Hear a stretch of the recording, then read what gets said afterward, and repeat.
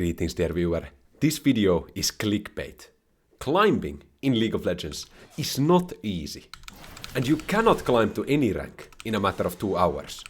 But what you can do is you can watch 2 hours of xPetu Shen gameplay. We're gonna go for a Q here. Hit it. Second. Third. Okay, big trade. We can look for one more grab chop here. Okay. He's pretty low. He's in kill range. The idea in this video, guys, is that I'm gonna be playing for 2 hours. And I'm gonna be packing as much information as possible. We're looking for a level 2E here. Could look for a solo kill. I'm looking for it. No, wait. No. Yes, found down. We have Ignite. Don't need to use yet, okay? Just push him. Okay, this is perfect. The scenario is perfect here. We're running Ignite Teleport in order to establish lane dominance, okay? I do not need Flash. I need summoner spells that actually do something. Ignite deals damage. Okay, I found the Q. He's dead here. Cannot. Beautiful. First blood is acquired. This is step 1 towards the goal of climbing, okay? We're gonna take a fast recall here. Take a look at our gold amount. 600 gold. What are we buying? Thoughts?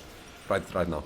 I'm gonna go boots, cloth armor. Could be good. You can also go ruby crystal in this kind of scenario. But why did I not go ruby crystal and instead went for cloth armor plus boots? Why is the reason? We have to actively think. If you want to climb, you need to actively think about the choices. And you cannot just passively consume content. We gotta be on our game here, okay? The reason why we go for that is that we still have an unused health potion. A ruby crystal plus a refillable potion would have been the stronger buy. But since I have 600 gold and a health potion unused, I do not want to sell that health potion, resulting in lost value. And instead I go for the 600 gold optimized recall. And boots are very good versus Aatrox as well.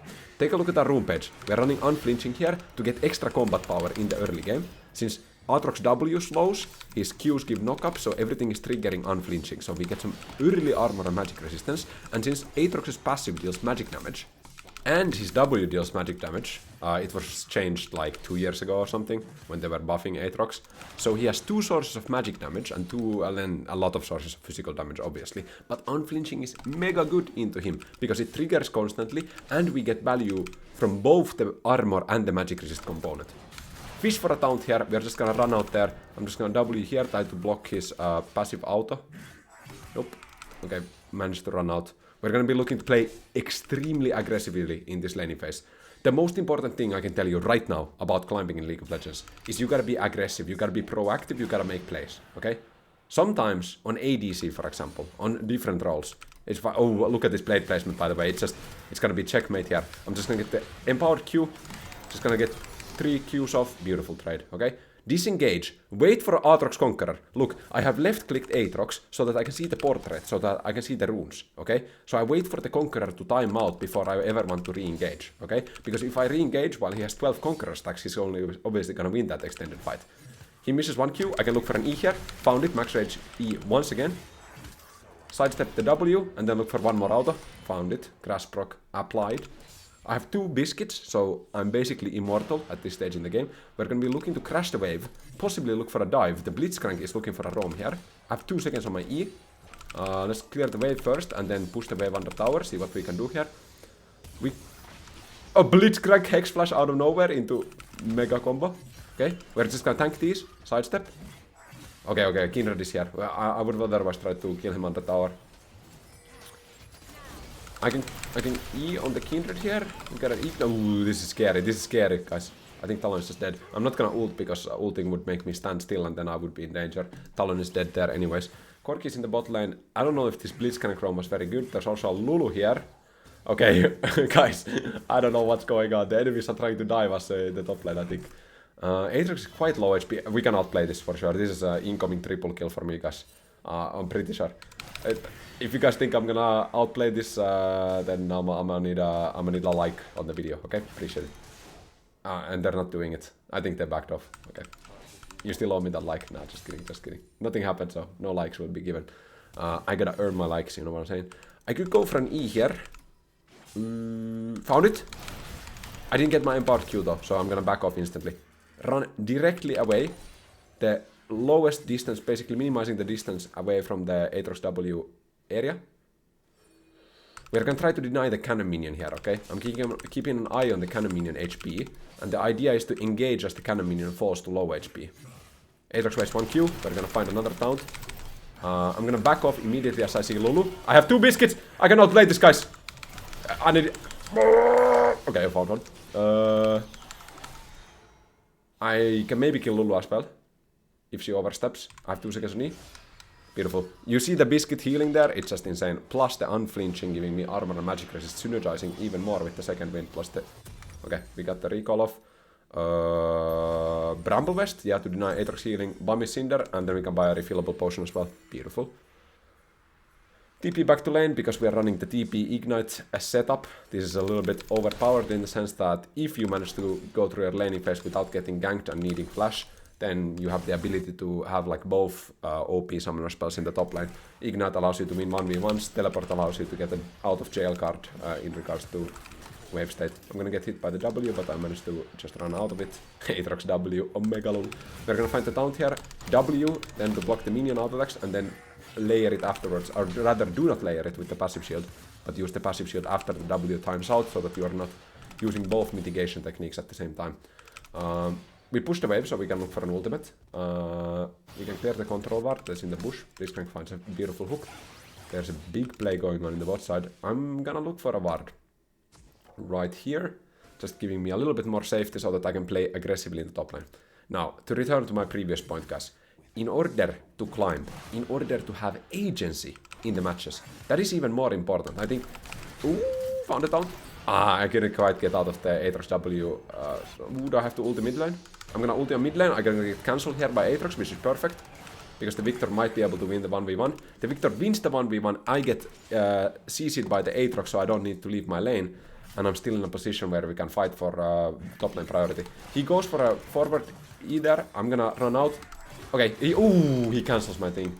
But I can still look for more. I'm gonna get the empowered Q, I'm gonna W here, and then I'm back off immediately as my Q runs out. The one thing you should be thinking about as you're playing Shen in the top lane. On any champion actually. But let's do the specific case first and then generalize, okay? Specific case for Shen, you need to know when you're strong, right? Okay, that's the general case. But for Shen, you're strong when you have your Qs, empowered Qs in particular. I think Talon gets the beautiful kill. Mwah, and he lives. Okay. So, let's do the general first. So, trade when you are strong. Trade on your power spikes. Trade according to your... Oh no, Jinx ultimate kills the Talon. Trade according to your trade pattern. Shen's trade pattern, when you are strong, when you have empowered Q. Okay? So in that engage, for example, all I did was, the moment I get empowered Q, I'm sending it. Okay? I go 1, 2, 3, and then if I get another Q, I'm gonna go 1, 2, 3, and the moment my last Q goes off, I'm running away already. Okay? So I'm not trying to overextend. This is what I see from a lot of people. Okay, a lot of players, they go like this. Okay, they're like, oh, I'm so strong, I'm Shen. Okay, I'm beating this guy up. Boom, boom, boom. You use your Qs, and then you keep continuing to chase the opponent. Okay, so you're overstaying your welcome.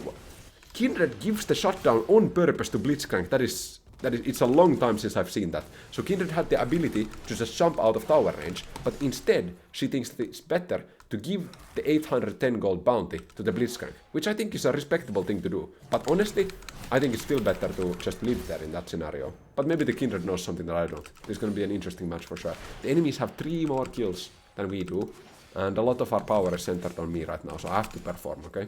I have to perform. 1 minute on my ultimate ignite is up. I'm just gonna E in order to get out of the Aatrox W slow, and that way I can also get a grass proc off, and this is just stacking permanent HP, and permanent HP is in fact permanent. That means we're gonna get permanent HP. 50 seconds on my ultimate. I'm gonna be looking for an E as he goes for the minion. Okay, he wastes 1 Q. If he goes a little bit further up, I can look for an E. Otherwise, look cannon minion HP. The moment we see cannon minion is about to go down, he's gonna go in, and then that's when we can go. Okay, big. 30 seconds ultimate. 5 seconds on my E. Like guys, look, he has 2 conqueror stacks, so we can actually engage here. I'm gonna try to cancel his back. We could even ignite him, but I don't think so. I'm just gonna keep pushing here. He uses his E and Q. He's gonna have the 3rd Q right now. I'm gonna look for an E, but we're gonna take tower aggro though if we walk close to him, so we're gonna back off here. Lulu is also in the top lane. We should be completely fine here. I'm just gonna E as soon as possible so that I don't get slowed. Aatrox is looking for... Should I stay actually? He's just trying to freeze the wave. I'm gonna stay. Okay. Now let's hope he doesn't notice me. I'm just gonna magically pull my... Okay, he knows. I can still look for this kill, I'm pretty sure. We just need to play it a little bit patient. Talon is diving Jinx under 3 towers. That's basically our kill, because we pulled Lulu into the top lane, so he was not helping Jinx. I'm gonna stay here. Okay, guys, it's gonna work out. He won't expect me to stay here for 30 seconds, surely. Okay, I'm gonna back away, so that his W cannot scout me. It does not give vision, he's simply checking if I'm there, if his W would connect. I'm gonna stay here, okay? If the Aatrox is staying, I'm staying. You know what I mean? Because he is losing experience. If he wants to come into melee range to hit these minions, then we're gonna find the E and we have Ignite to kill. Okay. I get the cannon minion. I'm not gonna give up the cannon minion, you know? Oh, there's someone else here in the top lane. We're just gonna play patiently here. He still needs to stay in lane, because the wave is gonna be freezing otherwise. There's a big fight going on in the mid lane. I'm gonna look for E here. Found it. And then chain it to the Empowered Qs. He's dead. Okay, beautiful. 3, 0, and 1. Now return to my point about agency. So, there's a matter of skill, right? Like how good you are in League of Legends. But there are different components to skill. Let's say you're really good mechanically, okay? Or you're really good macro-wise. One thing you have to do is, if you're confident in yourself, if you want to climb, you need to create moments of agency. Agency simply means that you have the ability to actually affect what is going on in the game. The reason why I think mid lane, I'm gonna have to check if the Silas does something weird. Okay, he's fine. Oh, I have so many components, but I cannot really finish an item, because it's a little bit awkward. That's why I cancelled the recall here, okay? Because I really want 1700 gold in order to finish my Deadman's Plate. If I get Deadman's Plate, I am mega... Silas just jumps in here, okay? He has a Blitzcrank ultimate, which has a high AP ratio. Boom. He bombs me with the Blitzcrank ultimate. I could sell my Doran's shield to get Deadman's Plate, but I can just stay. He doesn't have kill pressure on me, so I can just stay for this wave, and then I should be able to afford the Deadman's Plate. But yeah, I was saying that the reason why I really like mid lane as a role is that I think mid lane has one of the biggest kind of like agencies out of any lane basically in League of Legends. The thing is that mid lane is central to everything, so it means that you have the ability to affect the game a lot. Should I ult on that? Probably not. I'm gonna buy the Deadman's Plate. I really need to get the recall off. Victor is alive. I'm just gonna TP into top lane. It's kind of a mismatch going on since Aatrox is solo in the bot lane, but our Corgi should go there. Wait, Silas killed Victor somehow. Did the Victor just overstay? Or did Silas steal some kind of ultimate? What happened there? I'm not sure. Silas was... Okay, whatever. I'm just gonna be trying to take down the tower. This is kind of bad here, because Aatrox is getting free resources in the bot lane, and I'm starting to think that maybe I should have TP'd in the bot lane, actually, instead of top lane. I also don't want to be facing Silas, I would like to be facing Aatrox instead, since I have itemized armor. Well... I could hit the tower here. I mean, I can get the tower, but like, why are we not... Why are we leaving bot lane alone? I should have probably TP'd there in hindsight. But like, both our ADC and our ADC is just in the jungle right now. Okay. We have to think here a little bit. This game is gonna be hard. You're gonna have games like this, guys. You're gonna have games like this where your team is doing something stupid. And all you need to think about is, what can I do in order to win this game? It doesn't matter what your teammates are doing. It really doesn't matter, okay? Chat muted, chat disabled, all that stuff, okay? We don't care about our team. We care about our own individual performance. That's the only way you can consistently climb in League of Legends. Now, I'm starting to get to the point where I feel like, okay, at some point maybe I should enable chat and start timing summoner spells for my team. But even when I'm doing that, I'm actually enabling chat, but muting everyone on my team, so that they can see my messages, but I cannot see their messages. That way, I can communicate the summoner spells timers to my team, while still retaining the Zen Buddhist attitude of not listening to my team. I'm gonna ult here on Talon, just to save. W... Ooh, Kindred flashes. Kindred flashes for that. So I'm just gonna stay in the top lane. If Silas stays, I cannot take the tower, but the moment Silas leaves, I should be able to take the tower with my Deadman's Plate bonus damage on the tower. Take a look at the Deadman's Plate stacks, just to identify how the item is actually working. Every time I auto-attack, it's consuming the remaining stacks to get the percentual kind of like damage amplification. Like, what I mean by percentual is like the proportion of stacks from 100 and the max damage, then you get the proportion of that in terms of damage. So if you have 100 stacks, you get the full damage. If you have 27 stacks, you get, you know, a little bit less than 1/3 of the full damage.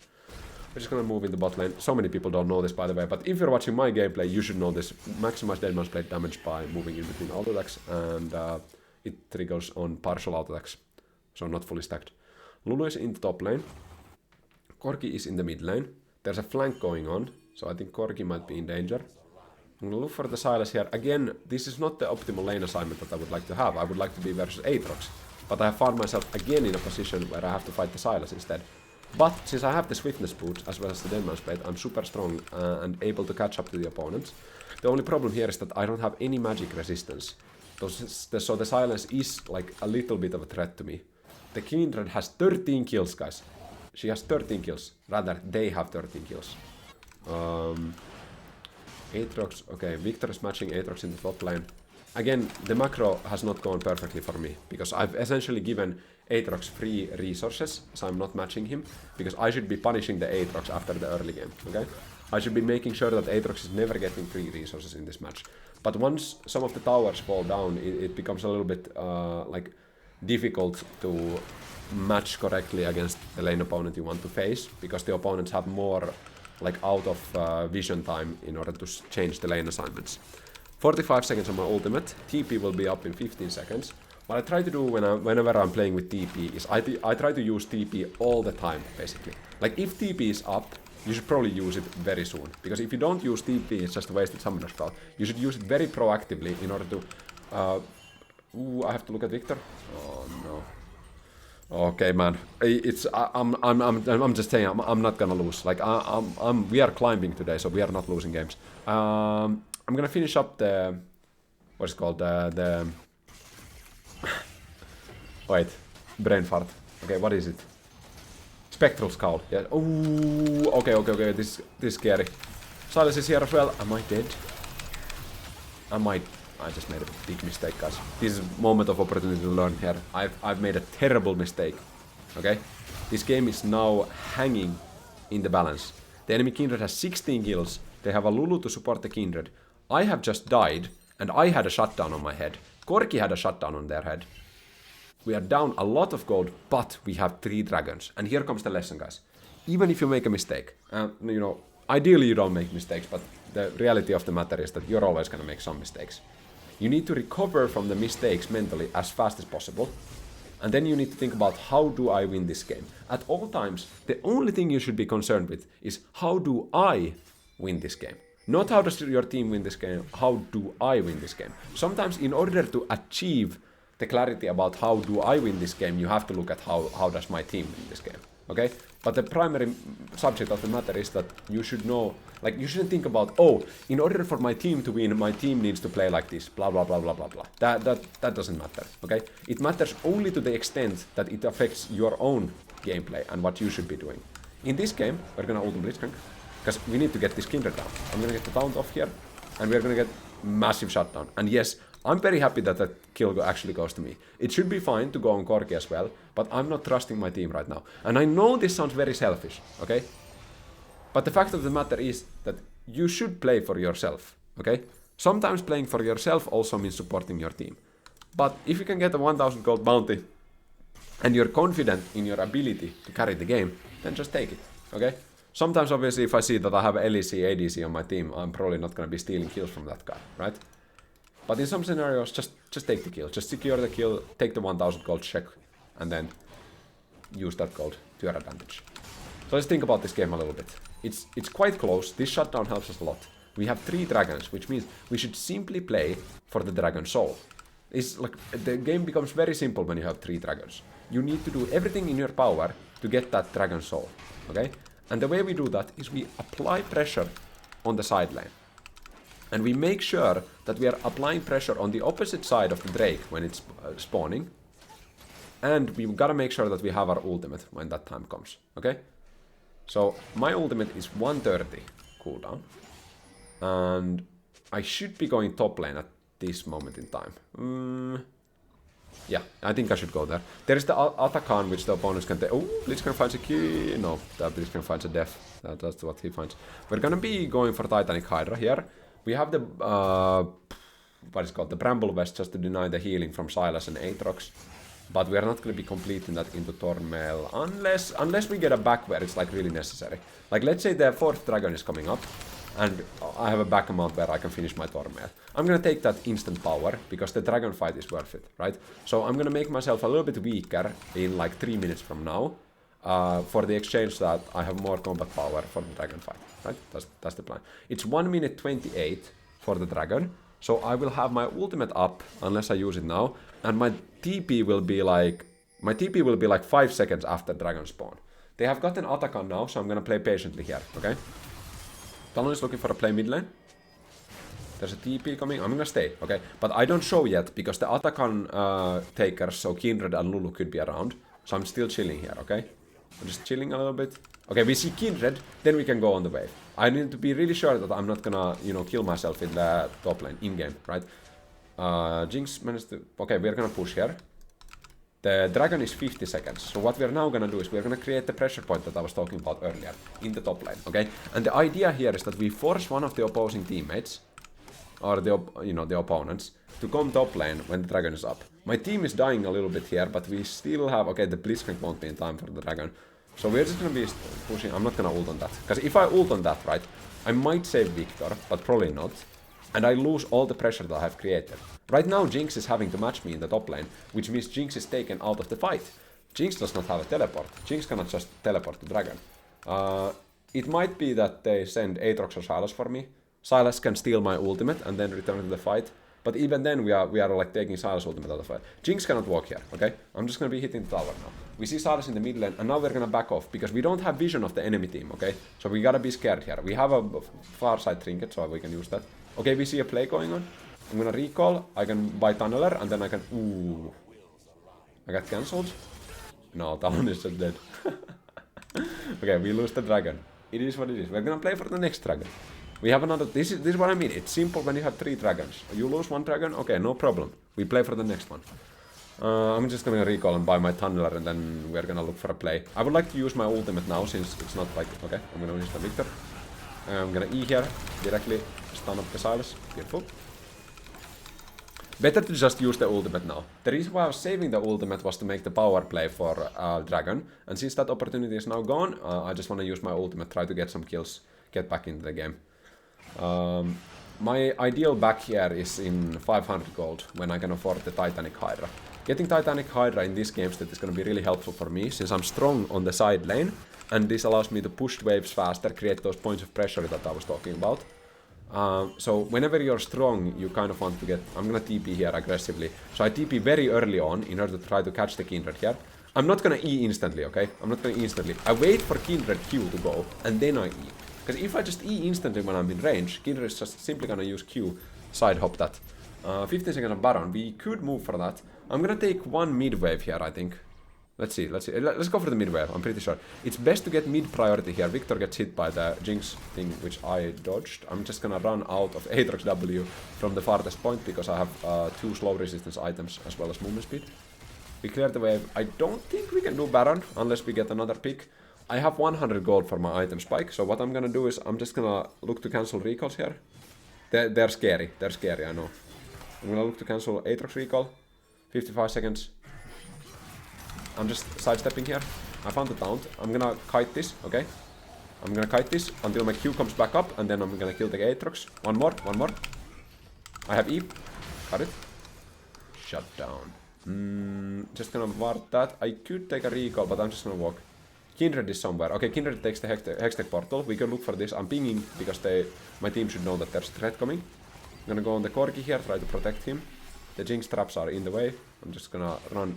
Okay, beautiful Blitzcrank gets it. There's gonna be a Kindred. Yeah, Kindred is here. Look, my ultimate cooldown. 15 seconds. I don't wanna recall now because that would leave 5 seconds of time when my team cannot go. We found the Blitzcrank hook. I'm gonna look for Sylas next. After Sylas uses Proto Belt, then we E. It's very simple. There's simple things, guys. Whenever you have CC that is a skill shot, just wait for the opponents to waste their dash, and then afterwards use it. It's so good. The combination of Deadman's Blade plus Boots of Sweetness allow me to walk up to the opponent, closing the distance at all times, which pressures them into making the choice. Okay, I really need to E now, otherwise, you know, I'm gonna find the taunt on Lulu, by the way. This guy is, I'm a strong Shen, you know what I'm saying? I'm just gonna keep running. Okay, we've got Lulu ultimate, that's completely fine. We have 3000 gold. I am as strong as a Shen can be. Gonna get the Baron Empowered recall, get the recall off, finish up the Titanic Hydra. Let's just finish the Thornmail here. The reason why I want to finish Thornmail is I want to create space in the inventory. Because if I would now go for Redemption, which would be my ideal, like, 4th item, what happens is I'm gonna get Kindle Gem, and then I'm gonna have a, you know, I'm gonna need a lot of gold to finish the Kindle Gem into Redemption. And the same goes for Thornmail. So by going for the Chain Vest here, it's easier for me to finish up another legendary item. It's debatable whether this is worth in this scenario, but since I know that I need to keep the Grievous Wounds item anyways, like in some games it would be worth to even sell the Bramble Vest to get a better legendary such as Redemption. But since I know that versus Aatrox and Silas I really need those Grievous Wounds, I'm gonna look for an ultimate on Corki. It's not worth to ult on Blitzcrank, by the way. Okay, I'm just gonna create the side lane pressure here. I can put a blue ward somewhere. Let me think about it a little bit. I'm gonna clear the wave first. I know the bot lane, they're going for me, so I'm gonna instantly challenge recall. And I'm out of there. I'm just gonna finish the Thornmail. I can get a control ward as well. Beautiful. Used all my gold. Take a look at Unflinching, by the way. Has been active for 104 seconds this game. Not the best, but not the worst. I think it provided a lot of value. It definitely made me win the Aatrox versus Lulu 1v2. Or Aatrox and Lulu 1v2 in the early game. So I think Unflinching has done its job in this game. I'm gonna look for a flank here on the opponents. Gonna play it patiently. Lulu is here, we don't have enough members, so I'm not gonna do anything crazy. I could have looked for like a more aggressive... Okay, now. I can look for Lulu, check it. This, one shot, bomb, down, ignite. Okay, boom, one more. I don't think I can get it, it's fine. I could E and kill Lulu, but then I die. So I'd rather just back off myself. We got Lulu ultimate again. Lulu is completely out of the fight, which means that we should be able to secure the dragon, which is the soul that we are looking for, right? I'm gonna take the mid wave first. Auto, Titanic, clear the whole wave, sidestep the Jinx W while you're at it. Bot lane wave is kind of juicy. Kindred is coming with me. I'm just gonna first W in order to block most of Kindred's damage, and then when I'm at the wall, in order to get into the fog of war, I'm gonna E over the wall, okay? So I start with the QW and then E. We finish up the Drake, which gives us the Hextech Soul. Take a look at my channel. Immediately go into top lane. Create another point of pressure. But the most important thing here is to not die, okay? Because the moment I appear here, the moment they see my teleport, they're already collapsing on top side. So I'm just gonna auto-attack Titanic, clear the wave, and then I'm gonna back off, okay? So now the opponents moved all their teammates to top side. Probably Kindred is somewhere in the bush as well. And now my bot lane, so Victor, or, you know, Corki and Victor can create pressures in the mid lane and bot lane. So we're gonna play this like poke style, where you're like, hey, look, I'm here, make some pressure, and then I'm ulting on Blitzcrank here, try to make the play. It's a little bit of a bad ultimate since Blitzcrank kind of like disengaged. But what we do create is an opportunity to just get the mid lane tower. I'm gonna just directly walk to this, auto, Titanic, clear it, boom. We can look for damage on the inhibitor tower as well, since our position is quite nice. Okay. This is a little bit scary since Kindred is flanking us, so I'm gonna ping back here. Blitzcrank is staying. I have QW here to protect Blitzcrank. Just gonna take the plant. Okay. Relax a little bit. We lost our Baron buff. We do have the Hextech Soul. Now what we want to do is... I think we just recall and go for the... They have 2 crit champions. But Redemption is still good, you know? I was a little bit contemplating Randuin's Omen there, but since I have 2 armor items already, it kind of gives diminishing returns. And the Redemption will definitely help us. Redemption is... I mean, I keep forgetting how good Redemption is, man. That item is like very good on Shen. Because you get combat power, and you get your teammates' healing power, and you also get damage, and the healing on your team is just insane from Redemption. Like, Redemption is one of the most game-changing items that you can buy. And as a late-game tank, the thing is that you buying armor and resistances, it really doesn't matter that much. Maybe when you're playing a Cassante who has actual armor MR scaling, but getting, like, being, like, potentially, like, 10% more tanky really doesn't matter. But giving your team an effective 2000 HP per fight, that matters. Because, like, doubling your carry's health bars, it's not really doubling, but you know what I'm saying. Like, you give your team an insane heals, like 400 per person, okay? So it's definitely valuable. I'm gonna try to taunt here on the Aatrox and then auto Titanic. Okay, kite back, kite back, kite back. And then when I see the empowered Q, I'm gonna go for it. Kite back, kite back. I have E now. Found it. 1, 2, 3. E needs to disengage. Beautiful. So we stop the TP. We force Aatrox to use ultimate and disengage. And we could keep going. Sylas is still topside, so I'm a little bit scared here. Aatrox is low HP, so he backed off. But Sylas should be topside. Aatrox is back in top lane. Kindred is somewhere. The reason why I'm playing so carefully is because I'm not allowed to die in this game. If I die, I don't deserve to win the game anymore. I made my one death mistake. That's fine. I'll give myself one mistake per game, okay? But since we know that Kindred is somewhere in topside jungle, we have no vision. I'm just simply not gonna step up. The moment Kindred finds me like in auto attack range next to their tier 2 tower, I'm just dead. I cannot get away from that. They have slows, they have you know, large auto attack range, and it's just never gonna work out. I could clear the Krugs here to get. Oh, I'm going for Lulu. Okay, I'm going QW here. That's my response immediately, and then E over the wall. Remember, I did this earlier as well. Same thing. Don't E. Just start with QW to block the damage, and channel the recall here. I could ultimate before the recall as well, but ideally I get the recall off first. Oh, Victor. Look, Victor. I'm gonna ult the Victor. I'm not gonna finish the item. It's fine. I'm gonna Elixir of Iron. Try to save my teammates. My E was a little bit bad there, but at least I get in range to auto-attack the opponents. Oh, Jinx is gonna pop off here. Jinx is a big pop-off. I'm gonna taunt on Sylas. This might have been a mistake. Auto Titanic. Try to run away. Yep, managed to run away. And then deal damage here. Try to look for a taunt. Play this slow, play this slow. I'm just simply poking them a little bit. Poking, poking, poking. I have 2 seconds on E. I cannot go on this. I need to find some kind of CC before. I don't have flash because I'm running in that TP. I cannot I cannot taunt through those. Jinx stopped me. But Talon picks up the kill. And we can look for Baron immediately. Look, enemy depth. I'm just gonna go clear Sylas here, so the Sylas cannot get the recall off. If Sylas has TP, denying his back is gonna create us a lot of like more time without a threat on the Baron. Kindred is still dead, so Kindred should not arrive here from the Baron, even though they have the Hextech portals. You have to take that into account when you're calculating how much time the opponents will take to arrive at the Baron. So you have to think about the double portal into Q steal. Just gonna recall now, and we can finish up the redemption. It's gonna be beautiful, and we're gonna TP immediately. Ooh, is that scary? No, it's not. TP immediately. Remember, what do we do here, guys? What do we do? What's the game plan? Auto, Titanic, clear wave, back off. Okay, that's the plan. Remember, we don't see anyone. Back off immediately. Back off, back off. Go safe, go safe, go safe. Safety, safety, safety. We see Kindred, then we move back up. Okay? You know what I mean? Like, teleport. Opponents are coming, they're coming, okay? And then you go auto Titanic, clear wave, and then you run away.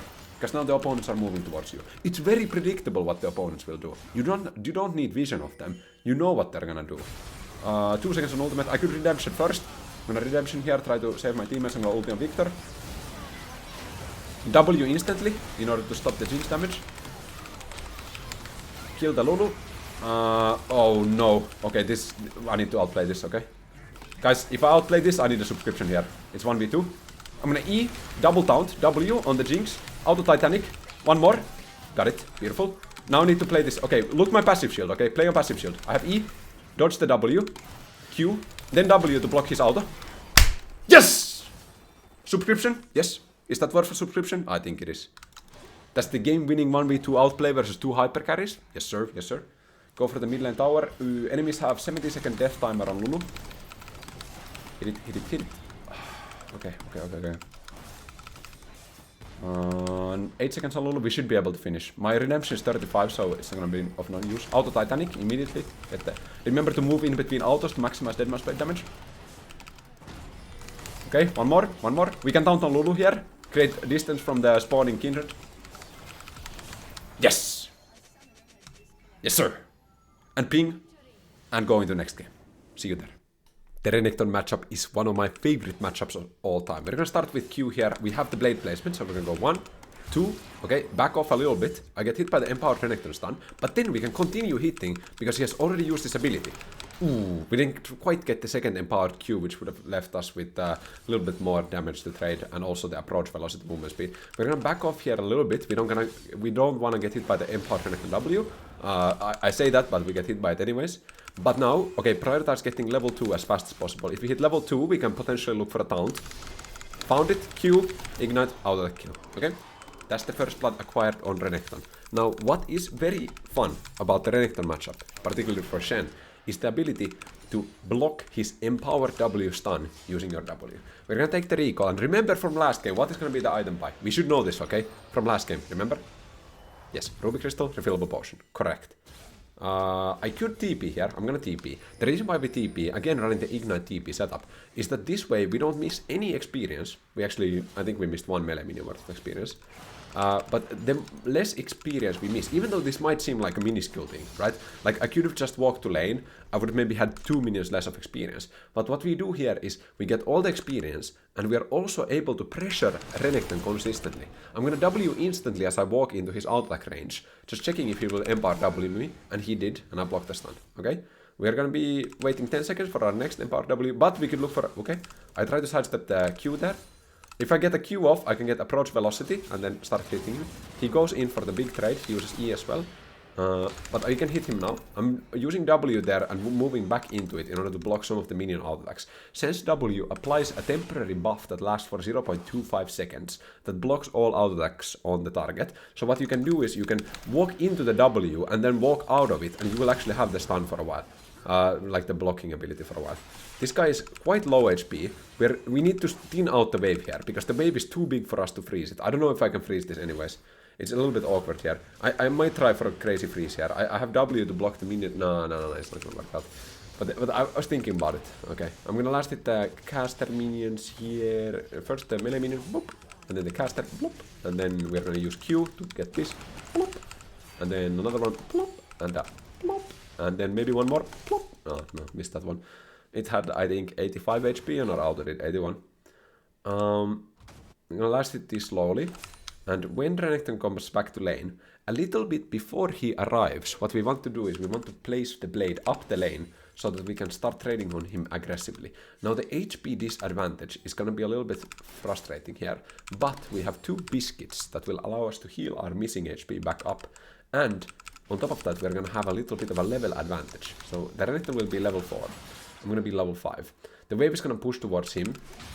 And we're just gonna take away his bone plating first. We need to be really careful here, but I wanna position so that he misses this cannon minion. Okay, he missed the cannon minion last hit. That's beautiful. And we're just gonna take our own cannon. He might try to deny it. Nope, he doesn't. Rel and Lee Sin are in the mid lane. I'm just looking at the map right now, seeing what's going on. I think Rel is trying to freeze the wave so that Cillian can get it for free. And we're just gonna go in for the taunt. Q, and then W. Ooh, he gets the stun on me here. Ooh, that hurts. He breaks the shield with his empowered W. But Lee Sin is coming. I have my biscuits, okay. We're gonna unleash the biscuit. Look at my healing. I'm healing 40 HP per second. This very broken biscuit strategy with second wind honor shield. Since the Renekton does not have Ignite, he doesn't have enough damage to kill me. Even though it was kind of a similar scenario as we saw before in the last game, where the Lulu came to gank me, and I look to be dead. But all I do is, I'm still running unflinching, by the way. So I got that unflinching buff when he W'd me, and then we're gonna pop the potions, and we're gonna be healing 40 HP per second, and that's just not balanced, by the way. Let's finish up the Bomby Cinder. Can go for Winged Moonplate, and then we're gonna look for a proactive play, guys. I'm pinging on my team to go for the play. I hope they do it. I really want to go for it. Can we? Okay, it's too late. Because I think there's a good opportunity there to go for the play, but they need to do it ASAP. Because the longer it takes to make that play, the more I'm gonna miss once I actually teleport there. Because the Renekton is gonna be pushing the wave in. Our next job is just to take this farm. We're gonna have to keep an eye out for the Renekton moving towards the Void Grubs, as we see he does. Oh, the melee minion escapes me. But we can actually freeze this now. This is gonna be good. So we are full HP. We have an item advantage. Now look, blade placement, push it up a little bit, okay? Last hit the minions. The opposing Renekton has to walk up now. He has to walk up. He has to make a choice. Does he want to lose the minions or does he want to lose HP? Gonna taunt in here. Take a short trade. Okay, nothing big. We can look to continue the trade afterwards. I'm gonna thin out the wave here a little bit. He ease away immediately. We're gonna continue the freeze here, okay? Gonna thin out the wave a little bit. Maybe I just push this actually. I'm not gonna clear the wave. If I push this, it creates an ultimate opportunity for me, okay? So I'm gonna keep pushing the wave and see if we can ult in the bot lane. 30 on my ultimate, or rather my TP. I'm just checking the Renekton's movement, okay? We go for taunt. Can W here? He doesn't, okay, he's... Ooh! Oh, that sucks for Renekton, okay? That sucks. So, remember what I was saying earlier about Shen W applying that 0.25 second lasting buff, okay? That's exactly what happened there. We can be aggressive here, I think. I'm gonna taunt. Auto. Look my blade placement. I can W on Lee Sin. W. I blocked the Renekton stun up. Yes! Yes, man! Did you see that? Did you see that? So my blade placement is under the tower, and since Renekton has full fury afterwards, he wants to hit the target. So I'm gonna W on top of the Lee Sin under the tower to block the Renekton stun on the Lee Sin, which makes him survive. Mwah. Mwah. Bellissimo, bellissimo. Okay, the recall is fine, we're just in time, and we can buy Chain Vest. I was... Ooh, should I ult on this? Should I ult on this? I can ult on Rel. We can make a play. It's a bit awkward here. I'm mega slowed. I'm very mega slowed. I'm gonna... Ooh, I can W on Rel. Yes, I blocked it. I mean, it was Ilya ulted anyways. But you saw my... the same thing as before, okay? I keep my blade behind me on my opponent, and then I can W on top of the blade. I can TP to stop lane now. This is the strength of TP, right? I can make that ultimate play without losing that much. We lose like 5 minions or something, yeah, but it's not that much at the end of the day. The Renekton is gonna be proxy farming the next wave. I'm pretty sure. We're just gonna take these minions into tower to clear them faster, okay? The tower is gonna lose a little bit of HP by me doing this. Maybe the Renekton already recalled. Oh, he's still there, proxy. Then clear this, and we can actually move for the Renekton here. I'm gonna go... I have Ignite. We found the stun. Found the Zillion stun. Chain combo. And then Ignite to deny healing. Beautiful. Just pick up the kill. He doesn't get all the minions. Now the minions will be killed by the opposing minions here. Auto like this. Will I get it on the next tower auto? Oh, that auto was bad. Oh, I got it anyways. Beautiful. Okay. Enemy minions are gonna focus my cannon minion. Damage it with Bummy Cinder, and then last it auto at the same, or like at the last second. And what happens there is the Bummy Cinder double tick execute kills it. So if the minion is at a low HP where 2 ticks of Bummy Cinder would kill it, then it gets killed by the Bummy Cinder. So it deals like extra damage to very low HP minions. We can push the wave out. Let's hit this. We can look for a grasp chop here. I'm 1 level up on Renekton, but we can also just back. I can go for boots, but then I can also try to finish it like I can try to finish Denmar's blade as soon as possible. That's also fine. I'm gonna go for the boots plus Ruby Crystal here. Just making me a little bit stronger. The Symbiotic Souls, I really like them on Shen, but in a matchup such as Renekton, when we are constantly fighting, I think it's better to itemize for like defensive stats all the time, or rather combat stats all the time. 1 minute on my ultimate, so we're gonna have 1 minute of gameplay time versus the Renekton here in the top lane. And our teleport is 3 minutes. So in order to get an ultimate off, we need to create a suitable wave position for that. Or a wave state rather. Or then we ult into mid lane or the jungle. So the thing you have to understand is that obviously if you ult into the bot lane, it's gonna take a longer while for you to get back. But if you ult into the, you know, let's say the Rift Herald pit or in the mid lane, then you can walk back to lane at a much lower cost. You know, and the cost function here being time it takes for you to get back into lane. 20 seconds, I can put the ward down, but I don't want to ward into the Renekton, right? So I'm gonna wait a little bit and then put the ward, right? Because if I ward instantly, what happens is the Renekton is gonna auto W auto attack reset auto and kill the ward. Okay, found the taunt here. I think Nunu will just flash over the wall, but it's still fine to taunt there. Because me taunting guarantees that Nunu cannot go for a steal. It's a good kick by Lee Sin. I'm gonna time the enemy jungle timer. As I was saying in the last game, this is kind of something that I've been experimenting with. Instead of disabling chat, I have my team muted if required, and then I simply time the summoner spells that I see. 900 gold is my Deadman's Blade amount, so we can recall after this wave. We can even look for an ultimate directly now. 16 jungle, and then mid lane was, you know, roughly the same. This just, I mean, you know, timing summoner spells, it's not rocket science, guys. It's like just add the minute number, you know, with 5. Just plus 5 on top of that. And you know, sometimes they're gonna be a little bit off, right? If it's like 11:30, enemy flashes, maybe they have Cosmic Insight, you know, it's not gonna be pretty.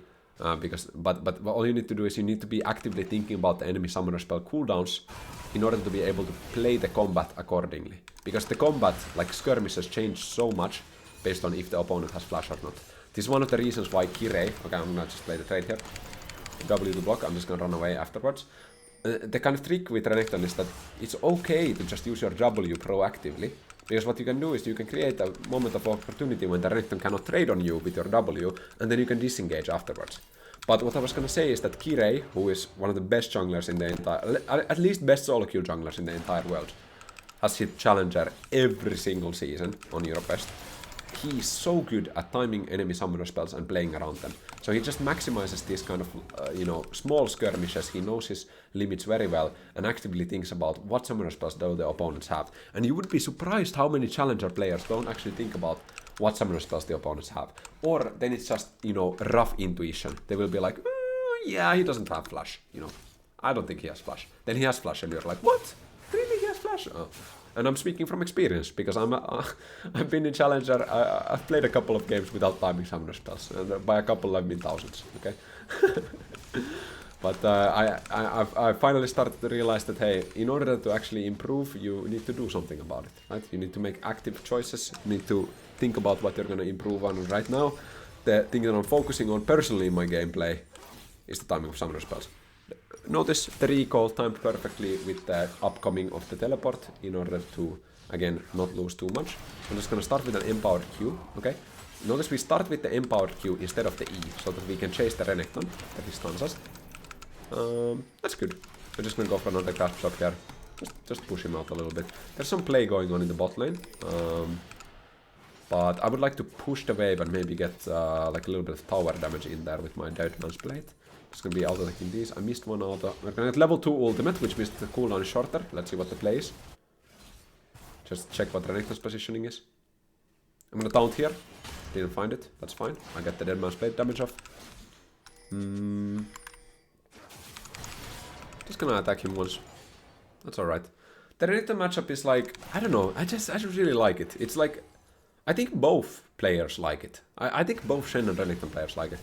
I could ult on this. But again, I will probably lose my tower. I'm gonna ult on it. Let's send it. E-Ignite. I hope it kills. I'm not sure if it does. Zilean is looking for something. Okay, Zilean gets the kill. We're gonna hit the tower here. Try to get it before the Renekton. That's the first tower working towards objective bounties. Or rather, the Feats of Warfare. Feats of Stunning. Yes, we got it. Alright. Just gonna take a recall here. We have the Symbiotic Souls for the enhanced recall, and now we can purchase a Null Magic Mantle in order to stop the enemy magic damage from Xerath, as well as Nautilus, as well as Nunu, as well as Kaisa, as well as Renekton Ultimate. They actually have a lot of sources of magic damage, so the magic resist will be really helpful in avoiding that. 2 minutes on the ultimate. Actually, all my big cooldowns are 2 minutes. We know that the enemy flash timer is 19 from the play in the bot lane. And we are able to... Now I think we're just gonna relax a little bit, play the top lane matchup. I'm super confident in playing versus this Renekton right now. You know, I haven't blocked every W. Like 1640 is the mid flash timer, so I'm just gonna write that as well. That was based on the earlier engage. Okay. I'm just checking on the minimap what's going on. There's Nautilus Rel battling for vision over the red buff. So we have 1640 mid and 19 AD. I'm just gonna Control A, Control X, Control V. Okay. So now if I press Enter, I can just copy paste the previous message, right? So that my team knows the summoner spell timers. It doesn't even matter if they are looking at that or not. I'm just practicing it for myself. Again, W proactively, so that we can just hit him for free, and then once the W times out, we are already running out. Okay, it's not too crazy. Okay, let's take a little bit of a chill pill. This is a relaxed moment in the game. We're just waiting for the dragon to spawn. We're waiting for our cooldowns. Whenever I see Renekton, I can just go in with an E, so I try to get the grasp, but I see the opponents are hovering topside a little bit, so I have to be a little bit careful. Okay, found the grasp shop, beautiful, permanent HP, acquired. I'm just looking at the team's items. Lee Sin has an Eclipse completed. Well, we need a little bit more time to complete the Seraphs. Since the mid lane flash is now up, I've simply removed the 1640 mid from the copy paste that I'm doing, and now I'm going to be moving towards the mid lane. I can stop the Renekton from moving. I can look for E here, we're going to Q, then we're going to W. Look, like, he has no windows of opportunity to actually hit us. Because first we are like out-attacking him, and he's like, oh no, he's gonna W instantly. Then we E him, he's taunted. After the taunt ends, we're gonna W, so he can't attack us again. And then he's already low enough so that he cannot continue the fight. We saw Nunu moving in the river, by the way. We have to be a little bit careful here.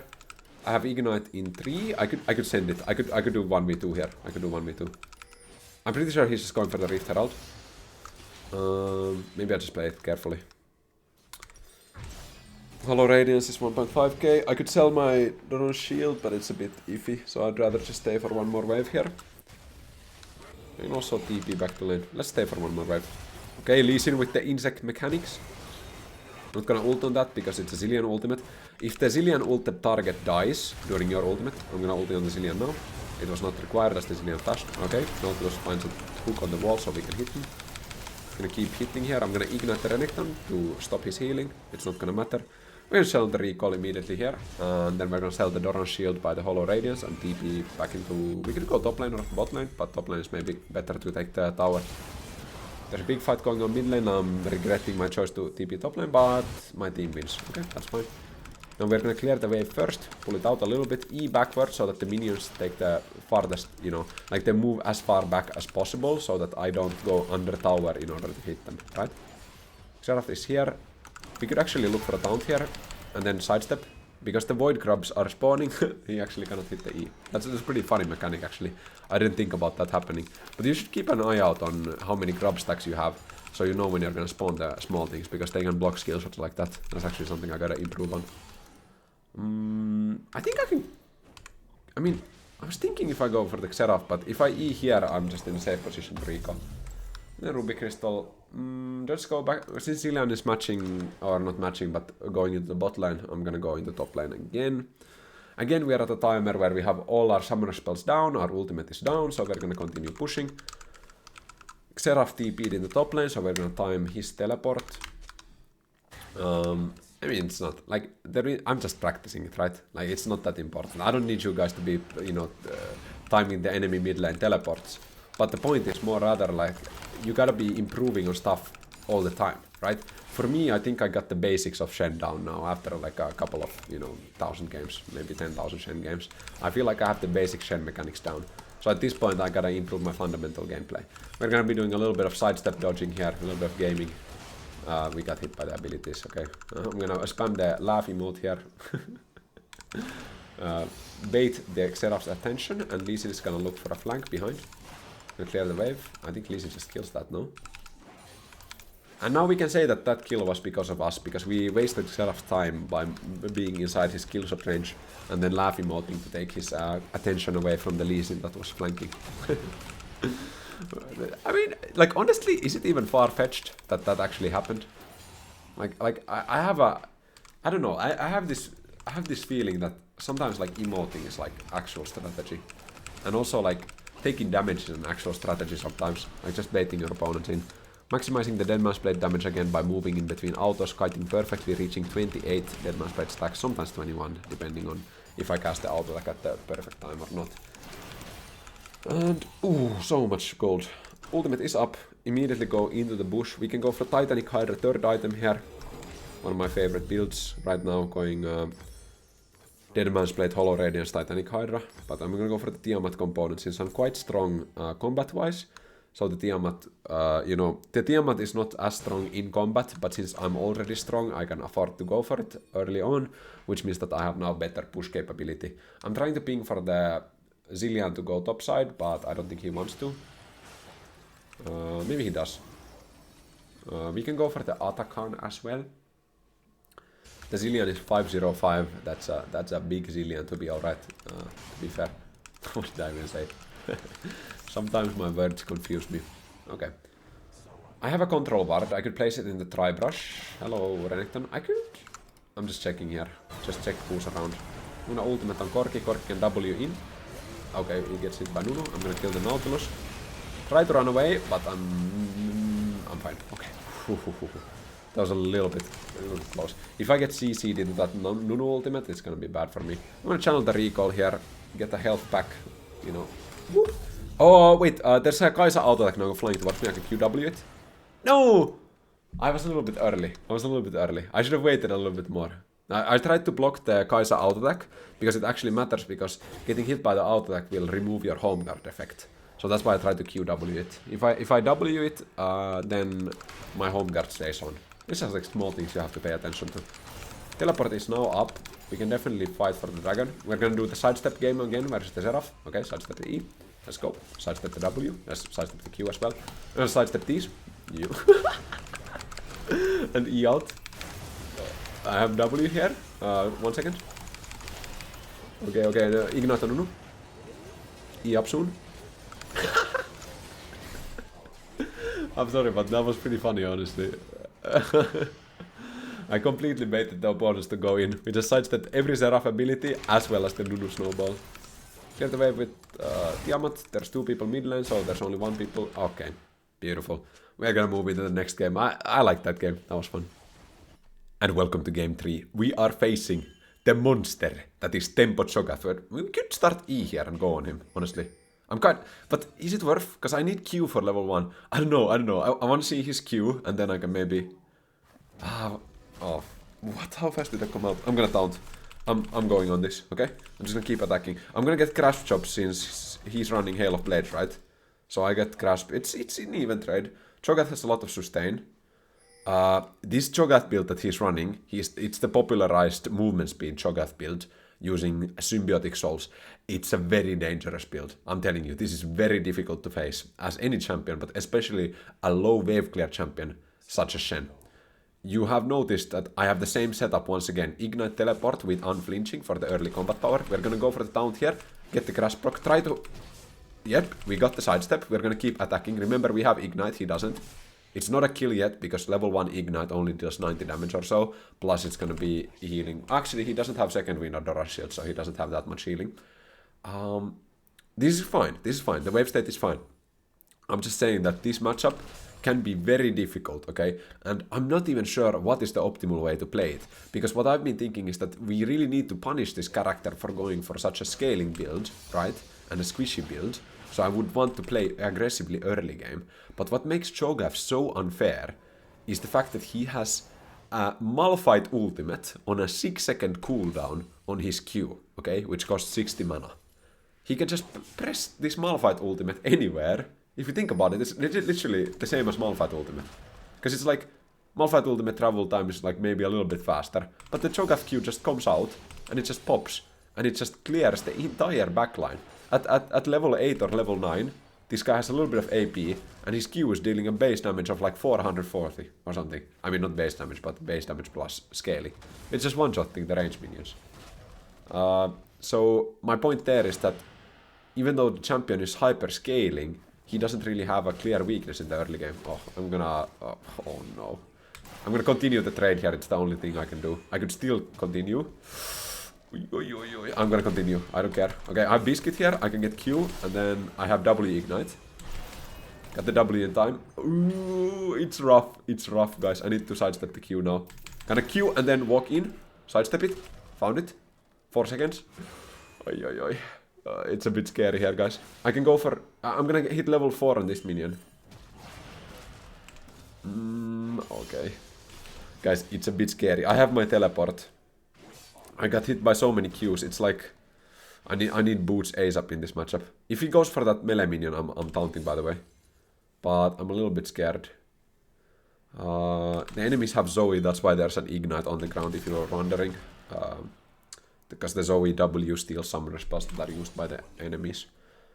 Okay, we could channel the recall here. I wonder if Cho'Gath will cancel it with a Q. I have to be ready to react.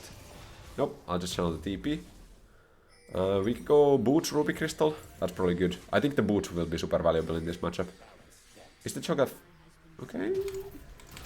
I mean, I'll just let this wave push towards me. Because we forced the Cho'Gath to TP in the early game. with our good trades. Now he's gonna be losing farm because of that. Okay, he's still staying. Now we need to punish this guy. He is not allowed to get on the minion wave.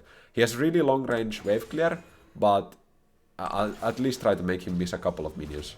What? It kills both of those melee minions from that range. Like, it's just insane. Like, I need to be way up here. I need to be way up here and to block him. He misses the cannon minion. He misses the cannon minion. That's really good. Alistar is coming. I'm gonna give up my cannon minion. I'm gonna hit the Q here. And... oh, no! Okay, Victor. Thank you, Victor. Okay. I had a little bit of help from my team in that scenario. But the thing is that I lose a lot of experience there because I needed to play so far up that I cannot keep the enemy minions interested in me. So the enemy minions collapsed under my tower and I lost cannon minion plus 1 melee minion plus 3 range minions worth of experience. As well as the gold, obviously. Now what we could do here is we could match Symbiotics, but I'm gonna go Bummy Cinder. Yeah, let's go Bummy Cinder. So Symbiotics is good. It's a good item. But what we want right now is immediate combat power. Because the thing is, if we match the Cho'Gath with a Symbiotic Souls, because he has now the Symbiotic Souls as well, he is better at wave clearing. He is better at playing this tempo game, where you just wave clear, recall, get ultimate stacks, right? So what we want to do is we want to itemize heavily for the aggression, so that we can force him out of lane and not give him experience. We find the max range down. My W is maybe unoptimal there because I got hit by the Hail of Blades attacks. This guy's level 6, but I think I can still fight him. Notice the experience difference coming in because I missed that kind of... okay, he used his ultimate on the wave. Now he's much weaker, but I still need to clear some minions before I can actually fight this guy, because the minion wave would be dealing too much damage to me. I'm gonna W here just to gain a little bit of HP tankiness against the minions as I kill them. And then I'm gonna Q again for the passive shield to deny some of the range minion auto attacks as they arrive on me. Cho'Gath... actually, I think Cho'Gath made a mistake there, because the grubs are up. And he maybe had a chance to get one of the grubs, but he instead used his ultimate for the minion wave. I mean, it's not necessarily a mistake, but... it's maybe not a mistake. I think a lot of Cho'Gath's like skill ceiling comes from optimal usage of his ultimate in order to stack. I still have to be... that hurts, man. That hurts a lot. I still have 1 biscuit, as I was about to say, not 2 anymore. I should be able to force this guy away from the wave a little bit. I just need to drop the minion aggro first, so that I don't take consistent damage. He's gonna Q on the melee minion, that's fine. My jungler is doing the void grubs, which is really good right here. I'm just gonna keep pressuring. I'm getting the experience while Cho'Gath is missing some of the experience. That's all I want to do. Zoe was harassing Lilia a little bit there. If I can get the Q drag through here, I could go for something. We have to be careful of Cho'Gath's ultimate cooldown. It should be coming up very soon. That's gonna be a very dangerous situation for me to be this low HP. Because if I get hit by 1 Q into silence, into E, into ultimate, I'm just dead from around, 800 to 900 HP. My ultimate is up, obviously. I could... now I have to be careful. Now I have to be really careful. I have to sidestep the Q. Okay, found it. Just, usually it's easy to sidestep these if you move towards the Cho'Gath, Unless... unless, you don't dodge it. It's not that easy to dodge, honestly. Since it's on a 6-second cooldown, the ability is constant. Like, even if he misses half of the Qs, he's still dealing, an average of a lot of DPS. I'm not gonna calculate how much, but a lot. There's gonna be a play in the bot side. I wonder if I should ult on that. My teleport is 50 seconds.